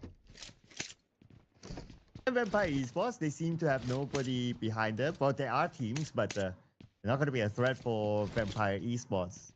So they'll be able to kill here. I doubt they will need to really do anything big. Unless if it's a hardship circle. Okay, speak about that. Let's check out this circle. 3 more seconds. Most teams in the middle of the circle itself around the area of ruins anyway. So it's a matter of how will the southern teams go in now. Most of them got the circle. I guess the next clash point could be RRQ and BTR. Yep. That could be the case. And also Vampire Esports and Team Secret over to Hmm. the west side of the zone. But as for champions, they need to pay attention to those teams that will be coming from the south. Yes, I mean, they're focusing all their energy onto Tribe, onto Sem9, and perhaps even Todak as well, just because they do have that high ground as well. But, again, major backstab can happen from BTR since Malakbik and Zunajik is close to where cast is. Hmm. And because of that closeness, that fight might happen. Just like Sem 9, very close to two other teams. Basically, three teams here in Ruins. It'll be super interesting if the circle actually goes away. And that's a chance that will happen. If you can see them line on the minimap, then that could be the case. A hardship could happen, and then all these three teams will need to move to wherever, and that's where the brawl will happen. Ah. Okay. It's a quiet time, for the 10 teams remaining here. Okay, I mean, like, suddenly, it's all truce. But, different story, though, for Sem9 and Champions Esports. They continue to have an exchange up against each other. But, considering the situation here, I don't think, anyone's even willing to cross Ruins area just because of the fact that, like, Todak is really being low key here. They're staying off the radar. I'm not even sure if GLU had already been exposed as well. And Xbox, if his position hasn't been compromised up until now, then he's doing a great job. I mean, like, trigger discipline is at best. If they're being low key, who's the Thor? Ooh. RRQ! Alright, they'll be fine in this area of the circle. I see the elimination feed rolling though, somewhere else. Looks like a rotation happening on the west side. Yep, that's Team Secret and Vampire Esports. The one that you anticipated might happen. It looks like Team Secret, they're doing a good job of Vampire Esports. Okay, they managed to get one. Looking for the other two members of Vampire Esports, they see one. But Tony K, from the side of this window, what a cheeky position. Okay, Vampire seems to be holding down the fort here. Okay, Tony K is just holding on to that nade, but Meowla. Oh, Meowla, oh no. man. That was a nade coming from Tony K. no. That was, I mean, like, that was the reason why Meowla got knocked down on the floor here. And Zero's definitely capitalized on that one. And that was a major boo-boo right there from Vampire. Major. And somebody's gonna buy dinner tonight. I mean, that one nade not only took down Mela, but also took down Nuzi as well. They had three Oh. players. It could have been a fair fight against Team Secret still, but because that happened, then it just went all the way Team Secret. Yeah, exactly. But I'm pretty sure that Tony K and the rest of the gang probably just laughing it off. Like they're probably just really having fun here. And again, Vampire Esports, they're one of the teams that are like practically safe. Doesn't even need to lift a finger whatsoever. But hey, I mean, it couldn't hurt them, of course, if they can score more shots. But because of that boo boo coming from Tony K, he eliminated two of his teammates, and that paved the way for Team Secret to win the fight. 9 teams remaining for stage number 5 here, ladies and gents, and we are coming closer to wrapping things up in Erangel. And again, here's the current situation. We got Talon, just staying in one place here, and we're looking at RQ, who is pretty close with Todak here, but there's a chance, for champions to also join into the mixer just because of their position. And even Sem9, it's just that Sem9 is a little bit exposed to a lot of teams. And RRQ, okay, welcome to the Ruins area. Since stage 5, it's centered around Ruins, so you can see that all these teams are in Ruins itself. As Pekko here, still hiding at the corner, popping that smoke to block that vision, takes his time to heal up, and now praying that people don't see him. Okay, he slides into the inner side of Ruins. Okay, he's safe for now. Okay, RQ trying to exert their dominance here. Pekko from Todak is holding on to an 8 here. Is right down there in the middle. Surrounded by Champion, surrounded by RQ, surrounded by BTR. So it's definitely going to be hard, since he's all by himself. But Zumjuk over here, I feel like he's having a lot of pressure onto the side of Champions Esports, but he's getting tagged as well because of Atomic. But a Box from BTR was able to get the job done. Atomic is kind of stepping back for now because he's a little bit low on the HP as well. But Malak Bick trying to get closer, not letting go of that nade. He's about ready to throw it off. Okay, let's see which nade will land first. Kino cooking his own. BTR on the other side, at least they're within the circle. Everyone is in it now. Who's going to get the first knock? Kino should be healing up right now. Okay, and BTR, they know that that's not going to be an easy fight. Instead, they choose to rotate away towards the higher ground. They still have that space. Great call there by BTR. It's a matter of time till Voxy moves together with his other teammates. While that's happening, Team Secret on the west side. Yeah, after winning Vampire Esports with a bit of an assist from Vampire Tony K himself, well, the west side, it's clear for them to just hang out. Okay, alright. What is going on? What is going on? Okay, I mean, RQ continues to move forward, pushing Pekko in the corner there, but just look at that. Okay, he's pretty close to where the special crate is, but Champions Esports also has set their eyes onto that red crate, so I don't think anyone's gonna touch that box. But map feed, okay, the circle continues to go down south here. Talent Esports, of course, was able to take that compound, I guess. And now I feel like Team Secret, okay, I feel like they're gonna go up against Talon, for this spot just because of like where the circle is. It's a little bit open, and those teams who stayed in ruins, oh, they will have to face off each other, and at the same time keep a close eye on Champions Esports because they are all exposed and within the line of sight here. And also, this is a good time for us to just look at the overalls, right? Sem9 is still in, and Talon, as of now, number 16, still in. Okay. Sem9. Sem9 with 3 players. Okay, let's see what they can cook up with, because Toda, with 1 player left, it's super hard, super duper hard. GLU squad, yeah, just pretty much in the same situation. So probably the one that's exciting to see, like on the bottom right now, is Talon and Sem9, and whether Sem9 can overtake Talon.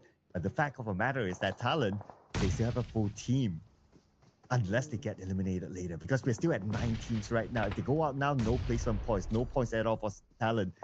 But that might not happen yet, because Pekko is very near to RQ. Okay, here we go. Pramesh, position had already been compromised here.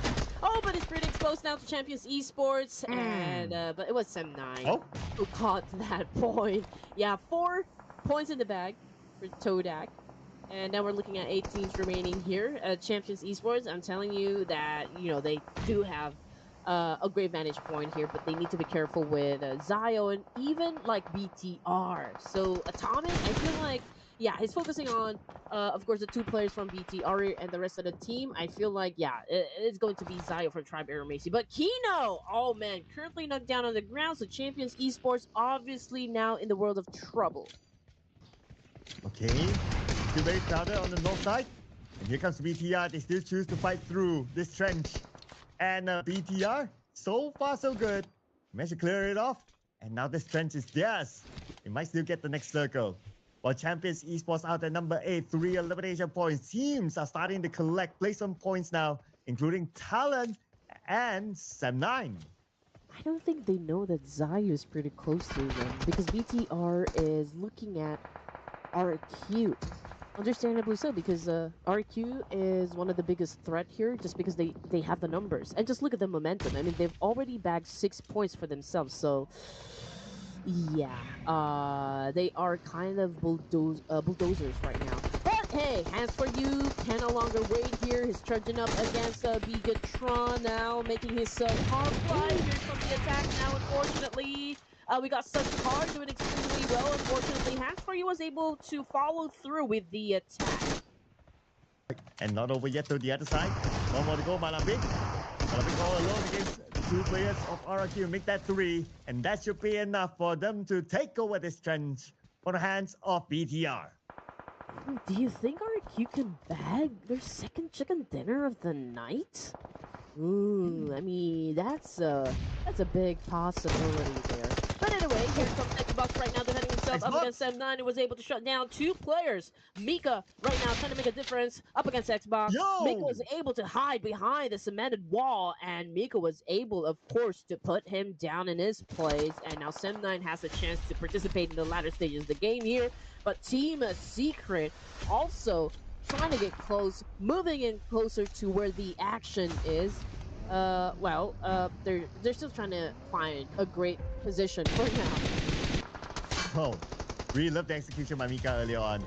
Now, Team Secret, time for them to get into action. They've been idle for quite a while. Trapper misses Joe. Shot down not by Team Secret, but by RRQ on the other side. Eliminating Trapper Messi. Fifth place, no elimination points this round. Now RRQ, all in focus on the Team Secret. This is a big game for Talon Esports just because of the fact that, they've been ousted in the top 16, but they're not too far behind. So, like, if they perform big in this round, then there's a huge chance that they get included back into the top 16 here. So let's see if they can do just that. As for now, RQ was able to pick up the momentum, has pick up their momentum right now, going up against Team Secret, Zerus, as well as Typhoon here, getting a lot of damage coming from Gen Foss. Yeah, and Genforce, he tries to land that nade. But from the side, we have Sem9. And they're aiming down on the hearts for you. Where is Talon? Talon's on the other side. Okay, they're not involved in this fight yet. Okay, they might be soon. So it's going to be interesting because right now, the overall fight is going to be between Talon as well as Sem9. Let's see how many more eliminations can Sem9 get. Right now, they need to save their teammate first and focus on the RRQ.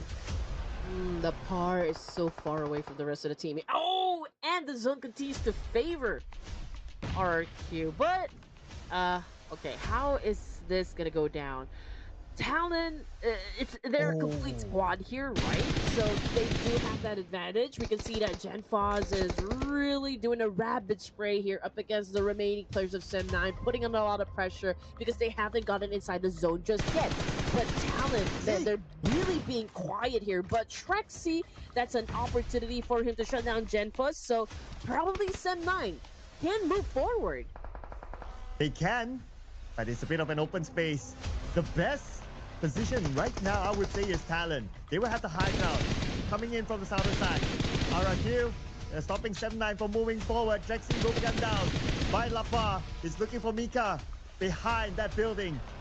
And Lapa, looking down on that smoke. Mika should show himself anytime soon, but he's not able to save Jaxi in time. Nobar. Oh man, huge damage on his part, but it's okay because he does have a first aid kit with him.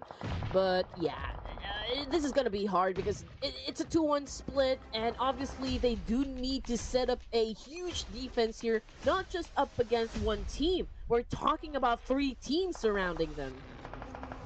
Yeah, this is where it starts to get really, really tight, right? And plus, we're heading to stage 9. Let's not forget about that. And by the time we reach stage 9, Talon will need to move forward. Their first target will be RRQ. Team Secret as well. RRQ will be sandwiched. Sem9, when they go out, they will not have that space. If RRQ is distracted by those 2 teams, maybe Sem9 can pull a surprise against RRQ. Perhaps that could, that could be the case.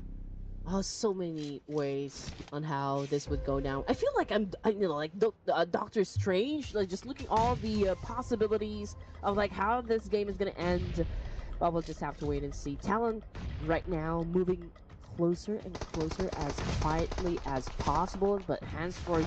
Genfos taking in some challenge as well coming from Talon. There you go. Genfos already got knocked down by Sem9. Lapard doing his best, of course, shutting down Mika. But Yuhai, oh man, that's it. The end of the line for Sem9.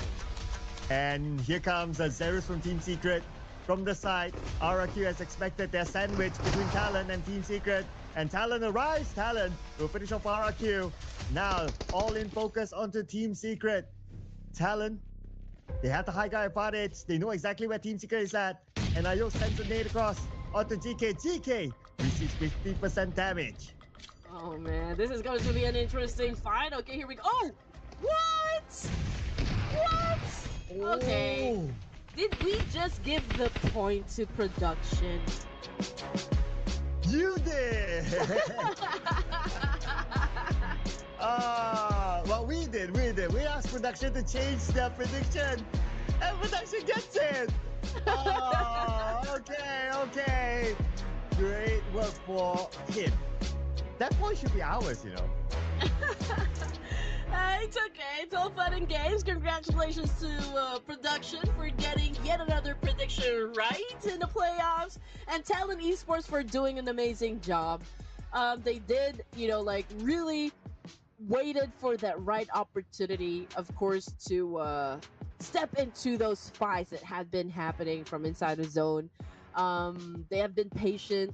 They've executed, of course, a great plan, and they stepped up when it matters most. And hence, like, we're looking at Talon Esports getting back into the top 16. Yeah, and with the chicken dinner, although only 3 eliminations, but it should be enough for them to survive. We'll confirm that later, depending on how close H3 teams are. Oh, but they should be able to, because there are also some other teams. Okay, because we are in the grouping stage, right? Man, it also depends on remember that Group A is out. We are going to only focus on to whoever's in Group B and C. I mean, there's a whole formula to that. Okay, we'll look at the numbers later. Now, RRQ, they have the top spot as the teams to watch because they were a lot more active. They went in for fights. They secured elimination points. So no surprises here as compared to Talon that only got 3 elimination points. They are above them. And then we have Team Secret followed by Sem9. Oh man, it was all aggression, I feel like RQ, their eyes are bloody red, really going in for a lot of kill. 12 elimination points, if I'm not mistaken, before they exited the game. So that is a lot. If actually a team can end a match with a double-digit elimination points, then they are really on a high octane gameplay for that round, and that is of course what RQ did here in the final Erangel this evening. And going up against Mika here for the head-to-head, as for you, was able to put 2 more points, up against Mika here. As for the damage output, ooh, wow, even with just 3 elimination points for Mika, it's a 704 damage output for this guy. Also a bit of a disclaimer. Hans for Ryu, the picture doesn't match the name, so we don't know who's actually playing behind it. But we do know that Lapar is the MVP this time. 4 eliminations, 796 damage by Lapar. One of the top fraggers. He is one of the top fraggers for RRQ. Very important play for them, especially coming into the professional season coming soon. Yeah.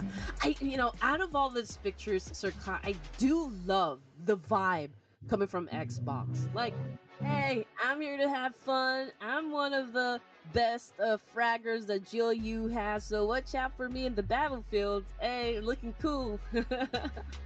Yeah, the best pose, right? Together with the best jacket. Yeah. And GLU always comes out with the best merch, even like before. Points. The best is RRQ 17, Talon 13, Team Secret 11. So that's the double-digit club. Okay, Sem9 9 versus Talon 13. So they have a 4-point difference. Sem9 is going to play the last game as well. I don't recall if Talon is playing the last game, but we'll check that later. So the fact that Sem9 is still playing the last game, they still have a chance to break in the top 16. Yep, agree with you there. And again, another Indonesian team dominated and was able to secure that chicken dinner. So again, I feel like this is a day for the Indonesians once again. 251 throwables used in this match. I feel like this is by far the highest that I've seen in the playoffs. Or maybe it was like, did you have like a high count in terms of throwables used in any of the matches? I didn't keep track, but 251 is definitely one of the high. It's Mm, definitely on the high side there. It could be the highest as well. Maybe. mm, But the highest right now in terms of points is Point Donkey and Aura Esports. They are done for the playoffs. So Point Donkey, they still have one more match to go, which is after this. So I don't see any other team able to challenge the number one spot out of the hands of Point Donkey. Even BTR, even though they're playing in next round, the gap is just too far. So Point Donkey, they should be locked in as the playoff champions. mm. And because there were teams that moved up, there were teams that actually went down. Tribe RMAC now on 15th. The Savior, again, down on 16 plays. REQ moving up 2 ranks here, as well as Talon. Again, this is a great gameplay. I do wonder if Talon Esports will be joining us for the final Middlemar. Just really checking They it out, will. Group C. Yeah, they will. They will. So they still have a chance to improve their stats. And as for those teams that are part of Group A, it's going to be detrimental for them to win a fight. Oh no, they're not. Okay, so Group A is already out. Yeah, 10-9. And GLU moved up a couple of ranks here, and boom, they're already at 115. What are the chances for Boom Esports to still get included in the grand finals? Yeah, I mean, we're gonna see them perform in the last round, right? So I hope they make the best of it. Yeah, so 120 right now. The Xavier is not going to play the last round. So boom, 7-9. Reigns has a chance. E Arena, they are done. Yeah, so I would say the 17, 18, 19 has a chance. Okay, but let's see if that chance will be converted into an opportunity, into a result. Before that, we'll take a break, ladies and gentlemen. See you guys after this one.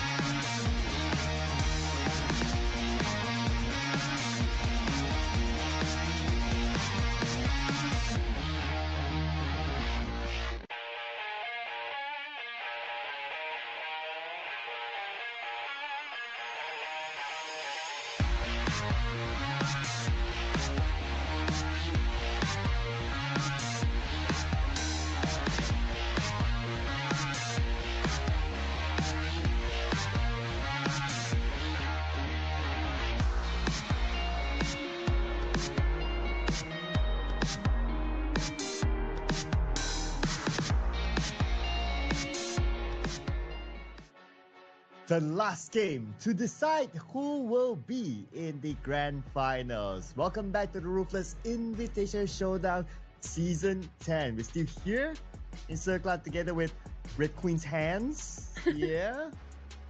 These there are you go. spirit fingers. Spirit fingers? Like, Oh, you don't know. You don't know from which movie. is it a new one or is it an old one? It's an old one. Ah. Oh, Okay, I don't know that you one. should know. You should know. You should know, Sir Cloud. Now, try to look for it later. The spirit fingers. Hmm. Oh I'm man. curious there. You should be curious. Oh, you're gonna laugh the moment you find out. But hey, we're about to find out. Of course, the top 16 teams that will join us tomorrow for day number 1 the grand finals, and again for the final batch in Miramar. It's going to be groups B and C.